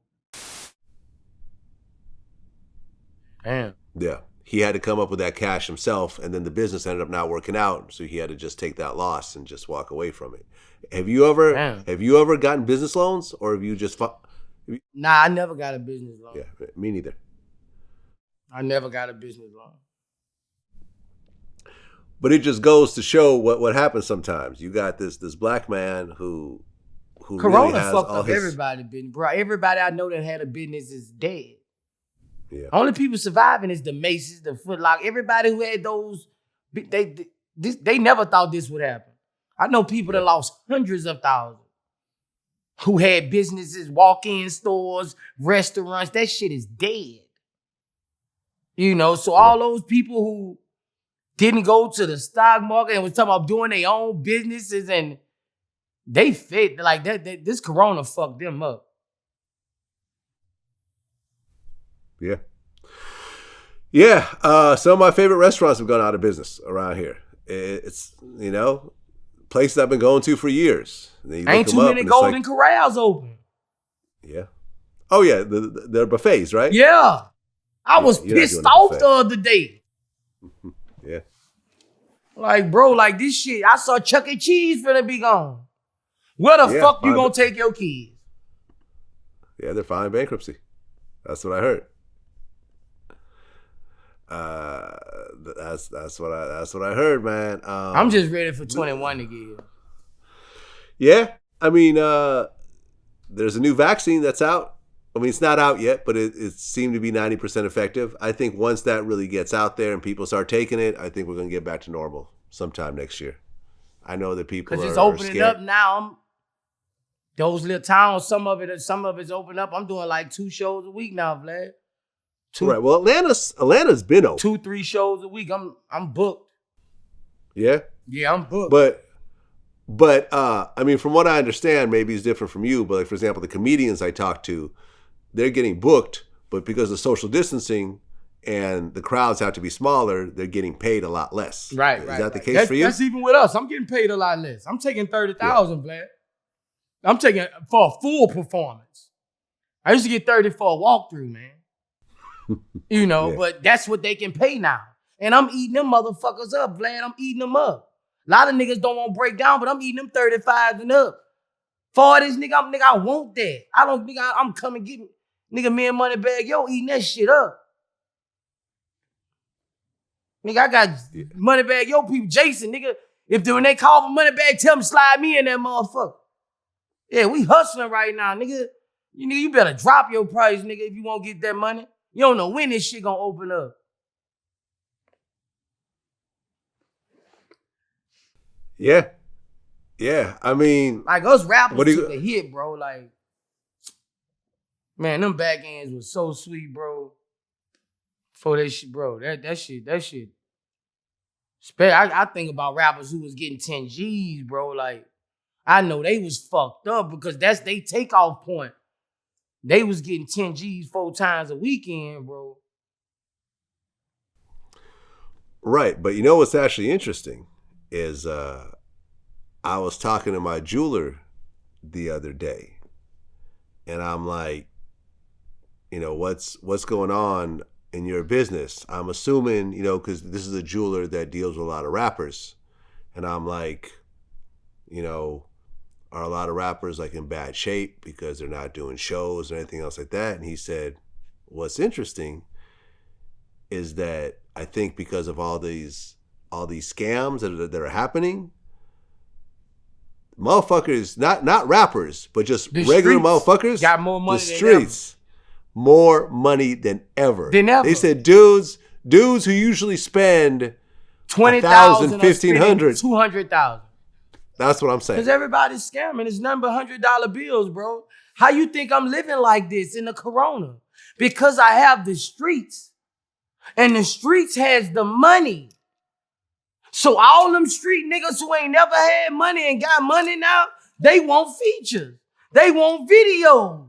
They can book clubs they self and be promoters. The streets is where all the money is. And that's where I'm glad I kept it, the way I kept it. It's paying off. Keeping it real pays off. You know what I'm saying? Being a street nigga then paid off in the corona. Right. And for you, it's fine because you're doing a legal activity and getting paid for it. Right. But let me just put Vlad, this out I'm gonna there, tell you man. this. This how I know is, bro, everybody pay me is nothing but crispy $100 bills. It's no 20s, bro. It's crispy $100 bills. Every time I'm getting features, 12,000 crispies. Bro, they got some scam money out there, bro. I'm eating it up too. I gotta have it. Yeah. These dudes got that's 20, fine. 30,000 on them in their pocket in the club, bro. Every club I go to, bro, I'm leaving out there with 2 features, bro. No lie. I believe they just walking up to me. What you want, Boosie? All right, let's go. Come on. Right. Because let me tell you, man, we report on so much fucked up shit around this. There's a dude named Hush Puppy, I think from Nigeria or someplace. That motherfucker was on Instagram with Black China, flew around. He has Rolls Royce, all that shit. That motherfucker is in the middle of a $436 million scam. I already know who's scammed. They gonna call me and talk about a whole other shit. And I find out they scamming. They finna go to jail. Yeah. They need a bond. They scared. They just saw the news. Now they panicking. No, I got you. I would be a scamming motherfucker if I ain't had all that money on the floor. I would scam this fucking country for everything they damn got. You lucky I ain't got money. Lord Jesus. I'll be at every ATM in the fucking country, Vlad. Especially if I ain't convicted. Shoot. Nigga, I'll be everywhere. All that money on the damn floor. How this country shooting me down. You lucky. Shit. You lucky. They lucky I got money. I'll be a scamming mother. I'll be on the news with that Nigerian motherfucker. I mean, we had done a story about this rapper named Nuke Bizzle who had a song called EDD, and the actual song about him scamming EDD I saw checks. that. He was stupid as fuck. Right. I saw he that. is facing 22 years in prison. And I saw that fucking video is Exhibit A in that case. He's literally flashing. He actually has the fucking envelopes that he's flashing in the shit. I remember we had this other story about this dude. It's this guy and his wife, and he has an Instagram photo of a G-Wagon with a big red bow on it. And it's like, baby, I got you the G-Wagon. I've already gotten you the house. Wait till you see what I get you next week. $2.5 million scam, facing 20 years. Like, and he's bragging about this shit on Instagram. They crazy. Like, how fucking bro. stupid do you have to be? Like, how stupid do you have to be to do this? Hell nah. But I can't knock them because I know how I was. If I was a 17, 18-year-old at the time, how I was, if they would have came up, if this would have hit at that time, when I was a 17, 18-year-old, shit, ain't no way. I would have been getting it. But let me just say this. Let me just put this out there. For everyone who's scamming, the government will figure it out. They will go get their money. Man, the guy who was in back of the science class who had all the straight A's, he's gonna figure it out, man. Right. All this money that they're handing out, and they're not checking very carefully right now because they want to make sure that the economy doesn't collapse. They got to keep things going through COVID. But after this COVID shit is starting to go over and Biden takes over office and all this big deficit they got to take care of, the first thing they're going to do is go through all this shit with a fine-tooth comb. This is why Vlad TV never took any business loans or nothing else like that, because I don't want them to say, like, well, y'all didn't really need it. Y'all just took it because it was there. Nah, fuck that. We didn't take anything. I thought They're gonna about go taking through- a loan too, but I say fuck that. I ain't taking none of that shit. Nah. They're gonna go through and they're gonna find all this shit, and all these guys and girls that have been doing this shit, they're all gonna go to prison, and they're all gonna have big ass fucking fines on top of the money that was given out, and they're gonna have to spend the rest of their lives trying to dig their way out of this fucking hole. Yeah. So if you do it, do some shit where you fucking invest it, and you'll have some money waiting for you. Don't splurge on fucking jewelry and cars and a bunch of shit that they're gonna end up seizing anyways. I don't want everyone to go to prison off that shit, but I think that's what's gonna ultimately happen. Yeah, you got a lot of people out there. I heard they looking for so many motherfucking people. This shit crazy, bro. It's just. Yep. Well, Boosie, always a pleasure, man. Appreciate you sitting down again. We're about to shake things up when this comes out. Biggest repeat guest on Vlad TV. You already know. We always do it big when we do it. That's not gonna stop. Man, and congrats on all your success. Congrats on hustling through this. At no point did I see you not shining, not working hard, not hustling, doing shows, doing features, putting out projects, a whole bunch of side businesses. You're on Amazon my movie's now. getting edited right now too. When's that coming out? It's getting edited right now, so I'm looking at a month and a half on that. So after that, I'm gonna be willing and dealing.